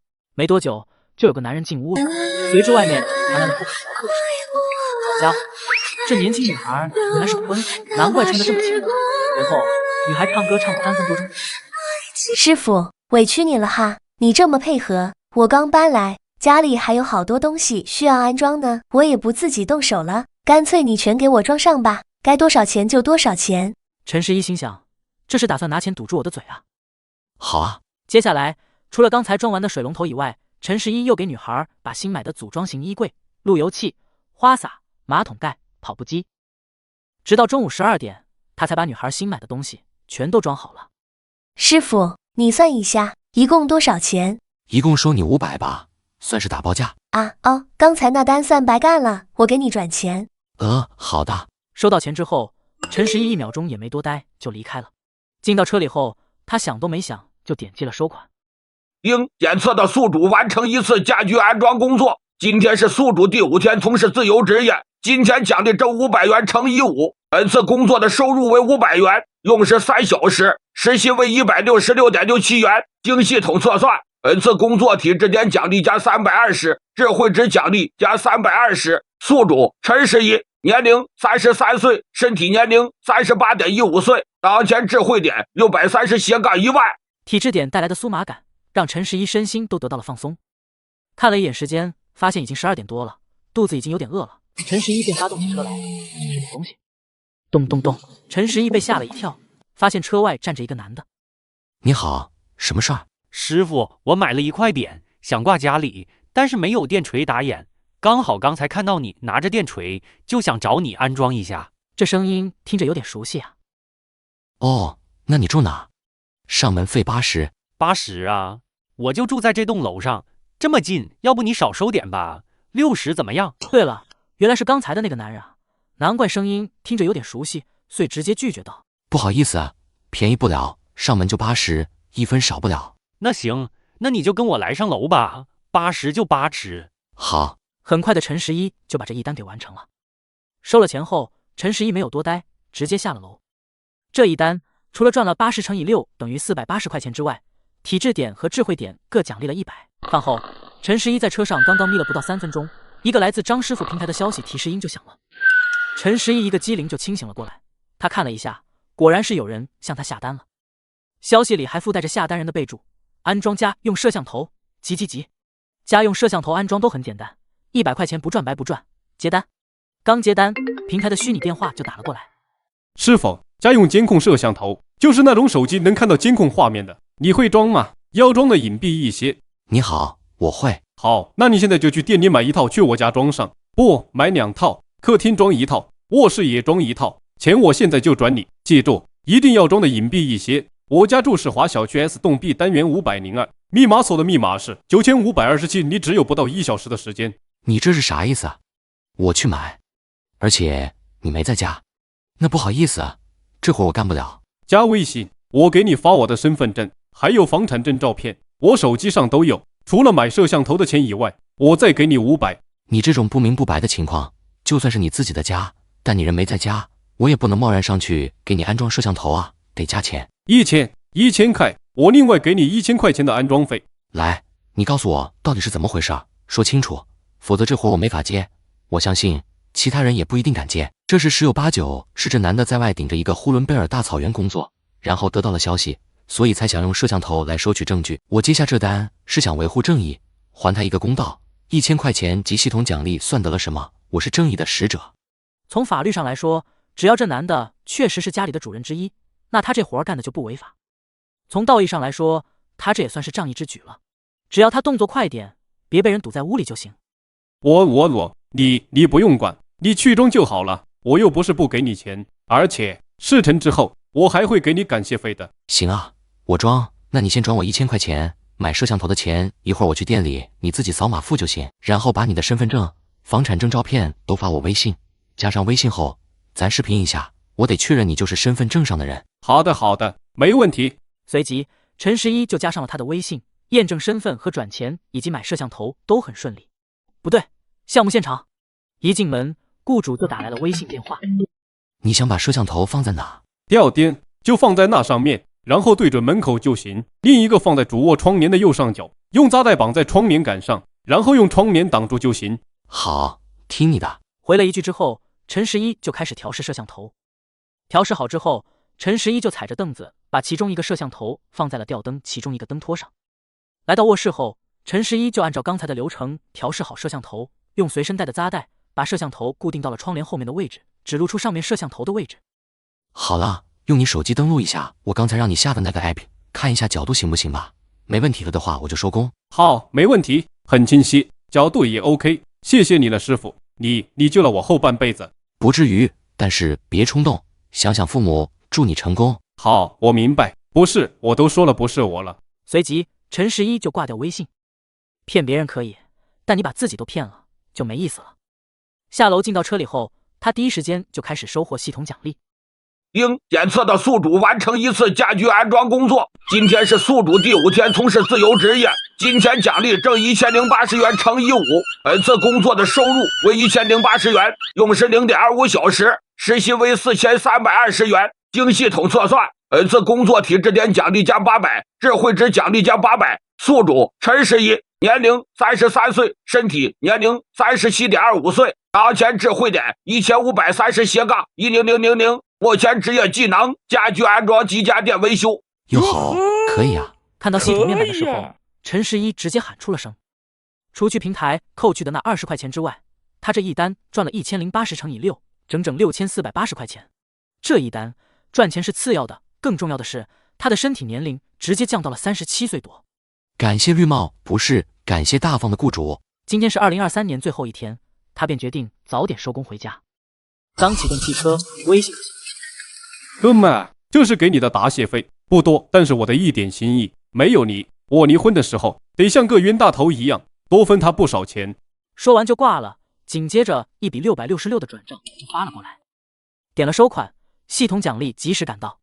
应检测的宿主完成1次家居安装工作，今天是宿主第5天从事自由职业，金钱奖励挣666元乘以5，本次工作的收入为666元，用时 0.25 小时，时薪为2664元。经系统测算，本次工作体质点奖励加600，智慧值奖励加600。宿主陈11，年龄33岁，身体年龄36.65岁，当前智慧点2130/10000，保险职业技能，家居安装及家电维修。进入36岁的区间了。在车上想了一下，陈11给沈小静打了个微信：孩他娘，今晚在家吃火锅吧，你去买点菜，我早点回去。好，你路上慢点。放下手机后，陈11没有立马回家，而是去了不远处的一家商场。沈小静虽说不拜金不攀比，但她终究是个女人，女人天生的就是喜欢买，喜欢别人送礼物的。直接买了双鞋子之后，陈11又买了2斤车厘子。5点半多，陈11带着东西回了家。饭后，一家坐在沙发上看电视，播放的是一档益智类节目，算是普通儿童低配版的《最强大脑》吧。此时，双双正安静地坐在沙发角落里，眼睛直勾勾地盯着电视看呢。看着眼前的闺女，陈11灵光一闪，一个大胆的想法诞生了。不过，在这之前得先跟系统确认一下。在脑海中轻唤系统，询问道：系统，详细说一下智慧点的使用方法。回宿主，在对他人使用智慧点之前，需先绑定受益人，且受益人的信息要完整详细。智慧点的作用只是在受益人原有的知识基础上提高其的学习工作效率，并不能帮其凭空增加未接触过的知识。简单说就是，如果学校里教过加减乘除法，但孩子学不会，那智慧点是可以帮助孩子学会的。但如果学校就没教过这个知识点，孩子自己也没接触过，那智慧点起不到任何作用。没有耽误，陈11立马就把双双的姓名、身份证号输入到系统中。恭喜宿主成功绑定第1位受益人，受益人姓名陈明双，请宿主选择需要对此人使用的智慧点数量。2点智慧点，2点智慧点成功载入陈明双大脑中。陈11看了一眼系统面板，果然智慧点那一栏的数据由原来的当前智慧点2130-10000变成了当前智慧点2128-10000。双双在跟着电视答题呢。西西，是的，爸爸，被你发现了。那就大声说出来，让爸爸妈妈看看你有多厉害。爸爸，我记不住那个阿姨念的题目哦，我也听不懂这个题目是什么意思。哈，爸爸，我好像全都认识那些字啦。是吗？看来是智慧点起作用了。很明显，电视上那道题目上的字，双双之前是看到过的，但是他肯定没记住怎么读。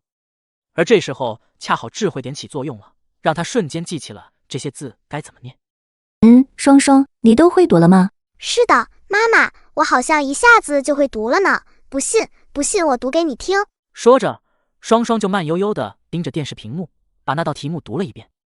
行，我承认，确实是你的功劳。不是的，这里面很多字我都没教过他的。好吧，那就只能是我们老陈家基因好了。说完，他立即在脑子里再给双双加了5点智慧点。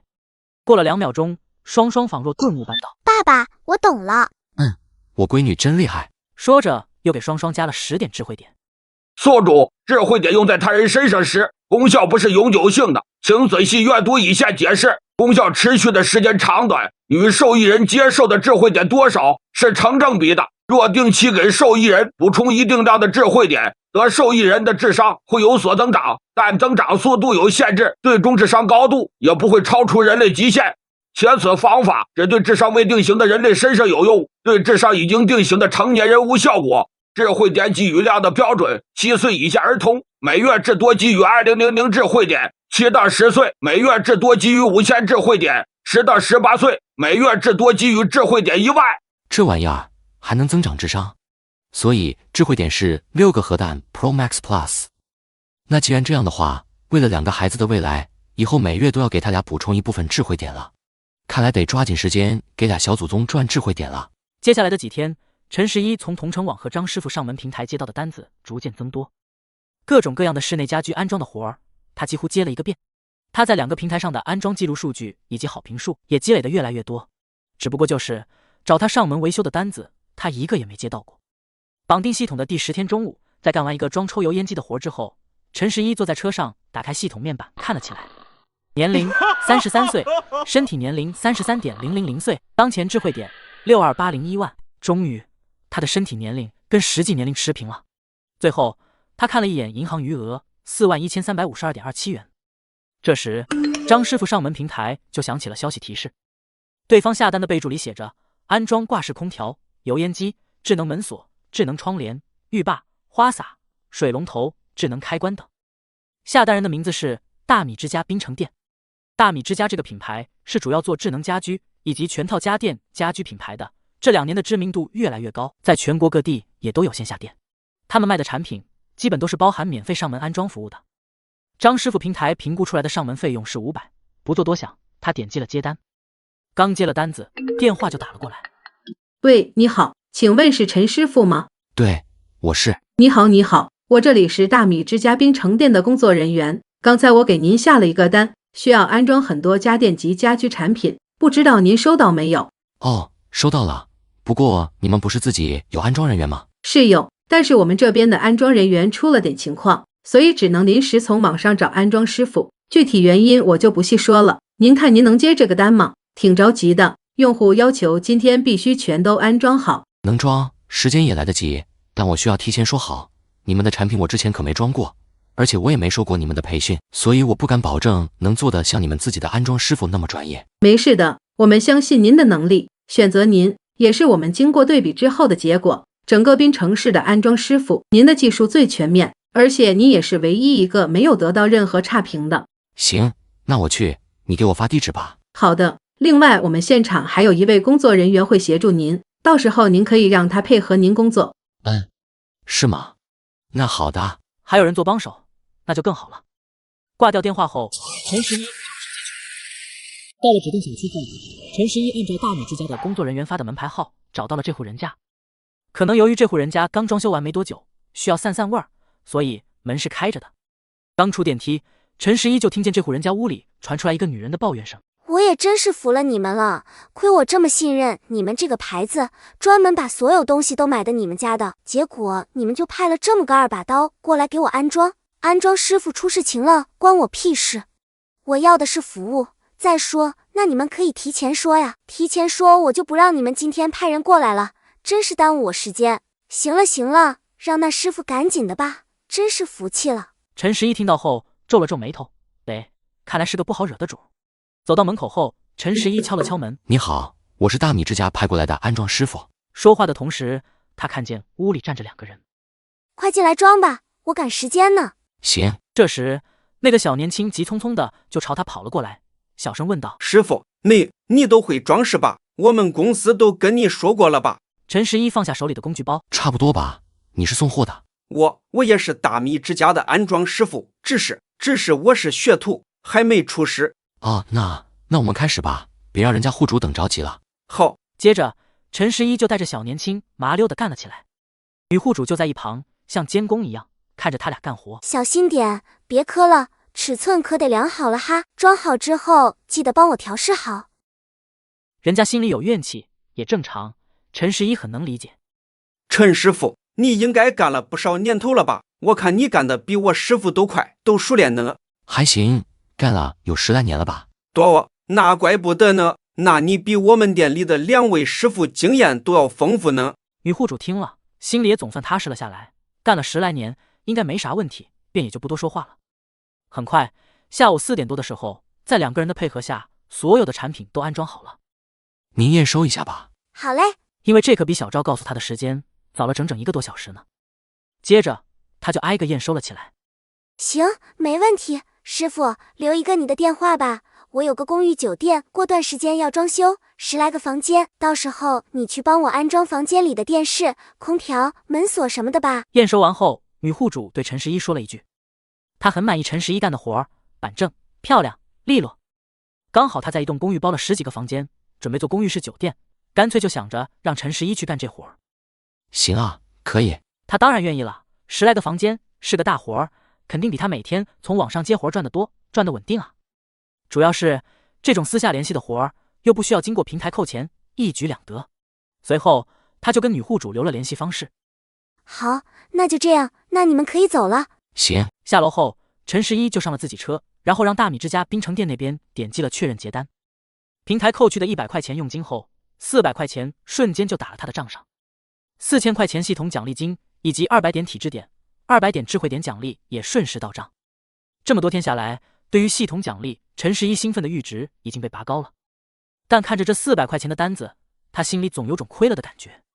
就在这时，一个座机号打了过来，陈11没有犹豫就接了起来。喂，你好。你好，陈师傅，我是在张师傅上门跟你联系的大米之家的。哦，你好，怎么是户主反映安装的东西有问题吗？不是的，我打电话是想问一下您，你有没有兴趣来我们店做安装师傅？陈十一顿了一下，心想这是自己的技术把大米之家的工作人员征服了。但是很可惜，他不能去，因为按照系统规定，他要是去上班的话，那就没有系统奖励。谢谢认可，但不好意思，我不想上班，平时自由惯了。哦，明白，也是以您的技术，您自己接活儿肯定比来我们这赚得多。那您有没有兴趣做我们店的编外安装师傅？编外师傅？对的，陈师傅，不需要您来我们这上班，我们自己的师傅忙不过来的时候，就把活儿派给您，而且我们给的安装费也会比平台高10%。但是我们也有条件，第一，不能出现安装错误，以及消费者对您的服务态度不满意等情况，否则我们会扣除一部分安装费，次数多了，我们也会终止与您的合作。第二，就是我们给您派的活儿，您必须保证当天干完，费用也是一次一结。您看这2个条件您能接受吗？可以。好的，陈师傅，那就这么定了，咱加个微信吧，有活儿了我就发您。好的，可以。挂掉电话后，陈十一就和对方加了联系方式。成了，终于被包养了。陈十一相信，有了大米之家抛来的橄榄枝，接下来慢慢的就会有大麦之家、大豆之家、大傻之家陆续来包养他。到那时候，他就基本不需要从网上接单了，这些品牌的单子肯定就够他干的了。好了，吃上皇粮了，也算是了了一件心事了。小飞过几天放寒假了，今天打电话来说，过几天就来咱家。今年他放假这么早，来吧，告诉他，今年他这德华要是当得好的话，我给他包个大红包。沈小飞是沈小静的亲妹妹，在省内的燕城大学上大3，每次放寒暑假，她都要来他们家住上一段时间才回地县。虽说不需要德华带娃，虽然不用他专门带娃，但是他来了，白天至少能跟你有个作伴的。恐怕他也就能来这个寒假了，过了年，夏天就上大4了，该找工作实习了。由于小姨子学的是英语专业，所以陈十一心里不禁想到了他成立的外贸公司。此时脑海中一道光闪过，他想到了一个人，小白胖王旭。小白胖是学人力资源管理的，以后就让他招俩外贸员，有模有样的在公司里正儿八经的做外贸，赚不赚钱的无所谓了，公司运转起来就可以了。后期系统奖励滚起来，养几个员工1个月的费用，那都是洒水了。今年你还是去他俩房间打地铺。沈小静一句话打断了陈十一的歪歪，把他带回了现实，然后机械的回应道：哦，对。以往沈小飞来他们家住的时候，他都是去俩孩子屋里打地铺，让他们姐妹俩睡一起。刚才还跟个暴发户似的，不在乎养几个人的费用呢，结果接下来就得面临打地铺睡的境遇。看来得加快买房子的进度了。爸爸，我想去小区门口坐摇摇车。刚来到客厅，双双就可怜巴巴的对他念了一句：怎么就突然想要坐摇摇车了？今天妈妈带我们出去玩的时候，答应我带我坐摇摇车的，可是她后来忘记了。哦，那今晚就不坐了，太晚了，明天妈妈带你去坐。沈小静跟着出来了，说了一句：那好吧。没事儿，来，双双，今天爸爸让你坐一坐人工智能摇摇车。双双先是一愣，然后瞬间眉开眼笑。好的，爸爸。开心的喊了一声，双双就直接朝陈十一跑了过去。不行，爸爸工作累了一天了，妈妈说了明天带你去做的。没事儿，为了我闺女开心，我一点也不累。来，双双骑上来，爸爸都等不及要摇起来了。就2分钟。谢谢妈妈。感谢了一声，双双就跨坐到了陈十一的肩上。闺女，一会儿你拧爸爸左边的耳朵，爸爸就加速；拧右边耳朵，爸爸就减速。2个耳朵一起拧，爸爸就一边唱歌一边摇。会操作了吗？会了，爸爸。喊了一声，他就直接拧了一下陈十一的左耳朵。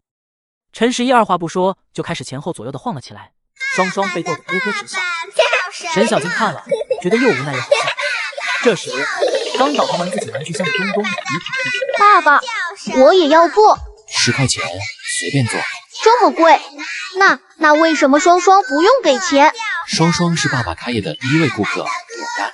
啊，你便宜一些吧，爸爸。也可以不收费，但是你明天晚上必须把那个拼图拼起来，否则不管你给多少钱，以后都别想做爸爸这个人工智能。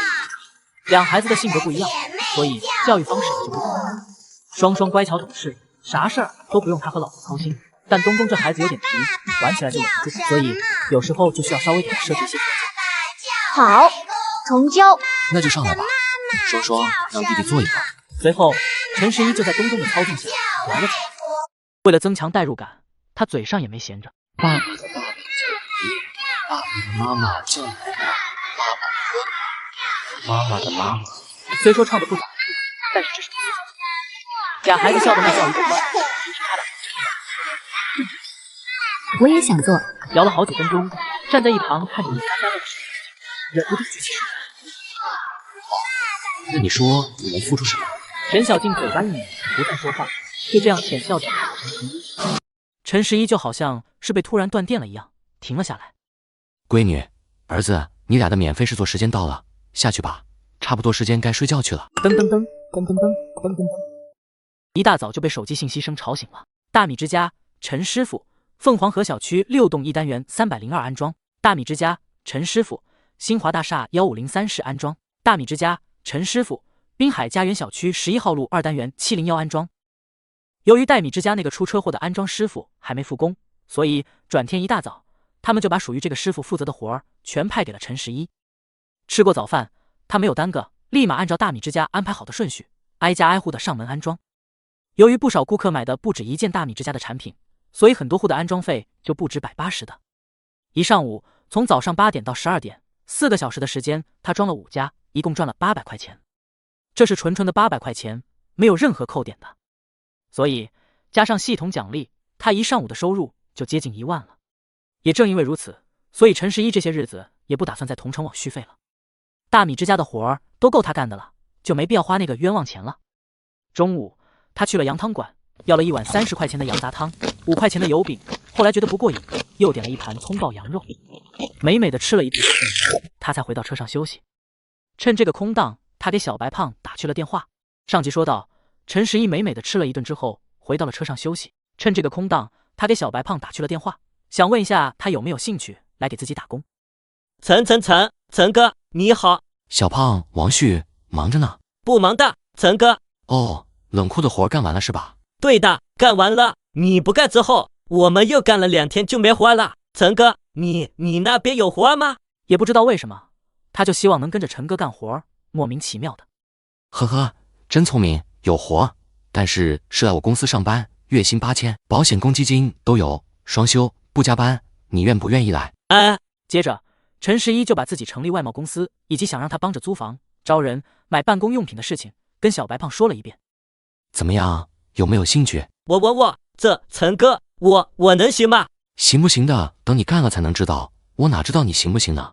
不过别给自己太大压力，我这要求没那么高，就是个小公司。好的，陈哥，我一定努力工作，认真工作，好好工作，你放心。月薪8000，双休不加班，这种以前想都不敢想的工作，居然像天上掉馅饼一样，直接砸到了他的头上。行，那就这么定了。接下来你就按照我刚才跟你说的，租房、买办公用品、招人。一会儿我先给你转1000块钱，就当是你找房子的交通补贴。等租到房子之后，我就去看看，顺便跟你把劳务合同签了。不用的，陈哥，我有钱。哦，那要不以后我就不给你发工资了吧？好的，陈哥，我收钱，我收钱。挂掉电话后，陈十一就给小白胖转过去1000块钱。他也没敢多休息，下午还有6、7个单子等着他去干的，几乎全是大米之家的，便发动起车子，开始下午半天赚过万的活。接下来的几天时间，陈十一可以说是忙得头不是头脚不是脚的。不出他所料，这期间果然又有2个富婆要包养他，一家是专业做指纹锁的，另一家是专业卖马桶的，让他帮忙负责他们产品在当地的上门安装工作。面对富婆递过来的橄榄枝，陈十一心甘情愿的就被他们包养。毕竟吃软饭就别挑食了嘛。也正因如此，在绑定系统的第13天开始，陈十一就实现了日入2万的目标。接下来的1个月，只要能维持住这个收入水平，他就能去看房子了。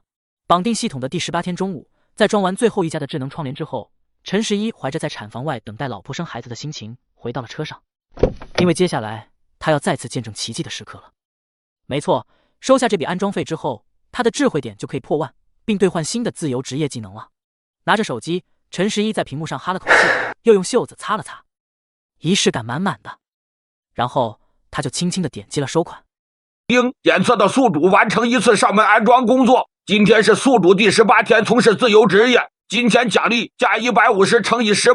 宿主陈十一，年龄33岁，身体年龄27.276岁，当前智慧点是50%。恭喜宿主兑换新的职业技能，垂钓技能加载后，宿主可掌握锤道方面的所有知识、经验、技巧，如鱼饵的制作秘方、渔具的选用方法、钓点的选择窍门、熟知不同鱼的生活习性、把握的独家技术、用鱼和空鱼的熟练技巧等等。去吧，去锤道吧，去那些空军佬面前装13吧。虾米？听着系统的播报，陈十一一时没反应过来。不得不承认，钓鱼确实算是一项职业技能，而且看系统的解释，好像确实很专业的样子。又是鱼饵的制作秘方，又是打窝的技术，又是遛鱼的熟练技巧的，听起来就屌屌的感觉。此时，那一个声音出现在陈十一的脑海中。鹤强大帝传承将进入我手，鹤强大帝要归来了，不是新一代的鹤强大帝即将诞生。钓鱼佬永不空军，颤抖吧，河边的水草们。没有多想，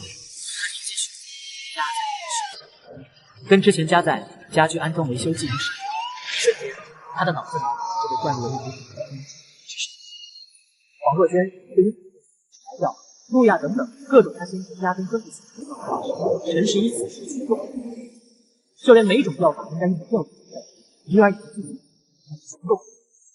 接收完系统灌入他脑子里的这些信息、经验、技巧，陈十一长舒一口气。所以，他现在就是一名堪比鹤强大帝的职业钓手了。这要让那些万年空军佬知道了，不得羡慕死。滨城可是海滨城市，野生的海鱼那可是很抢手的，根本不愁卖。据小区经常到海边钓鱼的邻居说，他们家里吃的鱼几乎就没花钱买过。当然，是不是空军佬嘴硬，陈十一就不得而知了。他现在是有系统加持的，一上午怎么着还钓不到价值200-300块钱的鱼。接下来工作得做一下调整，先试试上午钓鱼，下午做上门安装。到时候要是钓鱼实在赚不到啥钱的话，那就还是只干上门安装。毕竟我的兴趣爱好又不是钓鱼，现在我的爱好只有一个，赚钱。陈十一看了一眼时间，已经中午12点了。既然已经激活了新的技能，获得鹤强大帝的传承，岂有不立马试一下的道理？毕竟鹤强大帝背对众生，独钓万古的传说是在钓鱼佬之中流传的，自己一个刚获传承的人，还是要验证一下才行。又看了一眼下午上门安装的工作安排，倒也不多，一共才3个活儿。想了一下，陈十一就分别给这3家打电话，把上门安装的时间全都往前调了调。这些户主倒也通情达理，再说本来他们一下午都在家等着上门安装，现在安装时间提前了，他们更愿意。协调好上门时间后，陈十一又给包养他的3个品牌分别发去了微信。不好意思，今天下午临时有事儿，今天下午有新单子的话，只能明天去装了。3个品牌很快回了信，都表示同意，毕竟谁还没点急事儿呢。接着陈十一就花了2个小时的时间，去那3家分别装了一个指纹锁、一个马桶、一个燃气灶。从最后一家出来之后，陈十一坐在车上，打开自己的银行账户看了一下，187853.87元。续接上集，陈十一获得了鹤强大帝的传承，即将一统钓界。不对，是获得了垂钓神技，即将过起钓鱼佬的生活。至于是不是空军佬，就有待验证了。绑定系统18天，他就赚到了以前18个月才能赚到的钱，但他此时心里却平淡如水。现在的我手握2项可以轻松赚钱的职业技能，这2项技能已经足以让我实现财务自由了。下一个技能会是什么？完全可以不用着急了。至于后面兑换技能需要的10万、100万、1000万智慧点，随缘吧。放下手机，陈十一直接开车去了附近一家比较大的渔具店。今天晚上他想吃鱼了。到了渔具店，陈十一根据脑子里的垂钓知识，买了一支4.5米的基钓竿，又买了线轮、鱼线、鱼形软饵、鱼漂、铅坠、剪刀、带冲氧泵的钓箱、橡胶手套等工具。由于买的基钓竿算是质量比较好的，所以这一套下来花了陈十一2000多块钱。这些装备跟那些废寝忘食、钓起鱼来连老婆都可以不要的钓鱼迷比，其实根本不算多。放好装备后，陈十一根据脑子里的垂钓知识得知，现在是冬季，滨海这边适合钓的鱼以黑头鱼、鲈鱼为主。没有多想，陈十一发动起车子就准备赶往滨海这边。因为他之前在海滨公园见到过很多人钓鱼，那就先去那看看吧。还没等车子起步呢，沈小静就给他打来了电话，陈十一便接了起来。喂，贤妻，啥事儿？看来今天心情不错啊。那当然了，昨晚骑大马骑得很高兴。啧，没个正形。晚上5点20，小飞的动车到站，你看你有空的话就去接着他吧。我接了一个视频剪辑的活儿，人家急着要，我得给人家赶出来。你要没空的话，就让小飞打车来家。今天就来了。有空我去接着他就行。那行，那我跟他说一下。老爸，你在干嘛呢？你可一定不要忘了接小姨哦。东东没去幼儿园，最近幼儿园里感冒的小孩子太多了，中午我把他俩接回来之后，就没让他俩去，等过2天再让他们去吧。哦，那就先别去了，省得传染上。说到这，陈十一想到了他的体质点，得赶紧啊，赶紧赚体质点，好尽快用在家人身上。东东，你老实点儿，跟你说了多少次了，不准在沙发上蹦。他俩在家，你剪视频也不得安生吧？主要是你儿子就没个老实的时候。这样吧，我一会儿回家去接着他俩，下午我带他们。陈十一突然想到，带着孩子去钓鱼，这不失为亲子互动的一个好机会，顺便还能借此机会在俩娃面前树立一个爸爸真牛逼的形象。啊，你那边不忙？今天恰好不忙，下午我想带他们去滨海公园玩玩。哦，那行，那你回来接着他们吧，正好玩完去接着小飞。好。挂掉电话后，陈十一就开车回家，接上了俩孩子。知道要跟爸爸一起去钓鱼的时候，俩孩子更是乐翻了天，因为长这么大，他俩还没钓过鱼呢。爸爸，钓到鱼之后，要买个鱼缸放到家里，把鱼养起来，还要养到小鱼生鱼宝宝，然后把鱼宝宝拿到幼儿园里，分给小朋友们和丹丹老师哦。养到小鱼生鱼宝宝那得等到什么时候啊？爸爸，我要吃红烧的。为此，俩娃在车上吵了一路。下午2点半左右，爷仨来到了滨海公园。由于今天天气不错，也没风，比较暖和，所以虽然是工作日，但是公园里玩的人还是不少的。钓鱼的人也不在少数，老老少少，男男女女都有，放眼望去不下几十人。陈十一便随便选了个地方，鹤墙大地，传承墙否，一会便见真小。你俩一会儿别乱跑，老老实实看爸爸钓鱼，一会儿钓上鱼来给你们玩，听见没有？好的，老爸。知道了，爸爸。龙凤胎呀！这时，旁边一位看起来得有60多岁的大爷，一脸慈祥地问了一句：“是的，大爷。”真好啊，有福气，新手。见陈十一的鱼竿、钓箱什么的全是新的，大爷就问了一句：“对，10几年没钓过了。”钓鱼好，钓鱼陶冶情操，呵呵。没有多想，陈十一便开始了钓鱼前的准备工作。由于他现在想钓的是黑头鱼，而黑头鱼一般都生活在水底位置，所以他采用的是底钓的方式，便没有绑浮漂。看了一眼身后，发现没人，陈十一便用力一甩，把鱼钩远远地甩到了海里。哇，爸爸扔得好远啊，我都看不到了。鱼钩甩出去的一瞬间，俩娃在旁边像火一样赞叹了起来。甩出鱼钩之后，陈十一便开始转线，匀速地往回收鱼线。线收的差不多的时候，他把鱼竿一提，嘿，还真有一条小黑头鱼。陈十一心说，这技能还真是没白兑换，虽说这鱼不大，但至少让他来了个开门红。不错，不错。哇，爸爸你好厉害，你钓到鱼了！哈哈哈哈！老爸，你太给力了！俩娃毫不犹豫地拍起了马屁。大爷见陈十一第一竿就钓上鱼来了，先是一愣，然后又微微一笑，道：“新手保护期呀，呵呵。”陈十一把鱼从鱼钩上摘下来，放进钓箱之后，俩娃就急忙凑上去看了起来。老爸，今天小姨来我们家，所以今晚有5个人吃饭，所以你最少还要再钓4条，加油！接下来的10几分钟，陈十一平均每甩4、5竿就能钓一条小黑头上来，个头都不大，一条也就2两重吧。没办法，大的野生黑头实在太少了，不怪他技术不行。但是4、5竿就上一条鱼的速度，已经把一旁的大爷惊的都顾不上钓自己的鱼了。他在这钓了3个小时，才钓了10几条，陈十一用了10分钟就已经赶上他了。你抛竿，首先解鱼这一套动作根本不像是新手啊！双双和东东两人已惊愕的嗓子都快喊哑了。陈十一每钓上来一条鱼，俩人都要拍着手喊一阵，这气氛阻当的很是称职。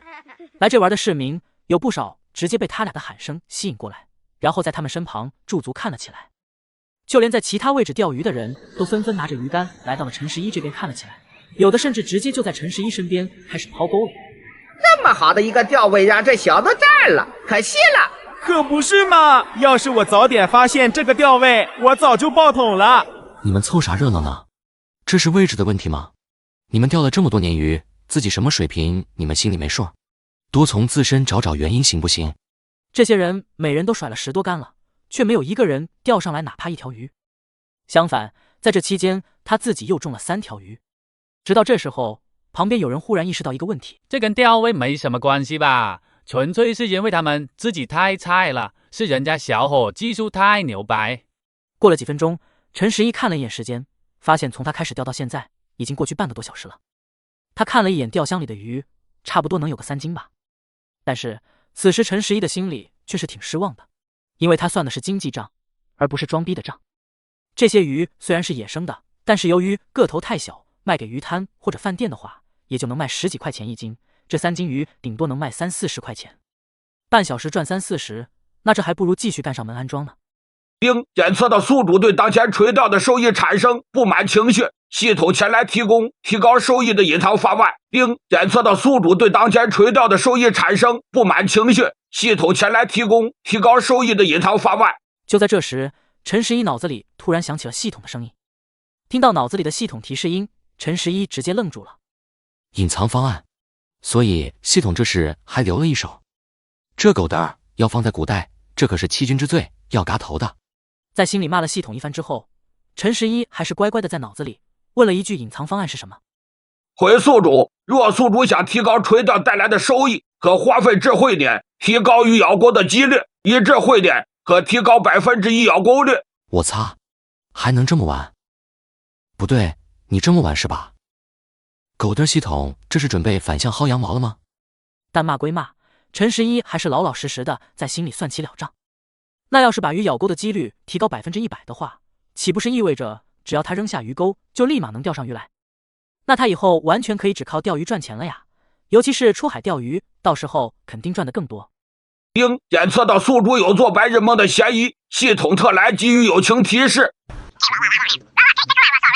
说，别墨迹。宿主忽略了一个现实情况，根据钓点、潮汐、洋流、鱼种、气温等条件的不同，你钓鱼的基础咬钩率也不同。基础咬钩率越高，说明此处鱼的密度越大。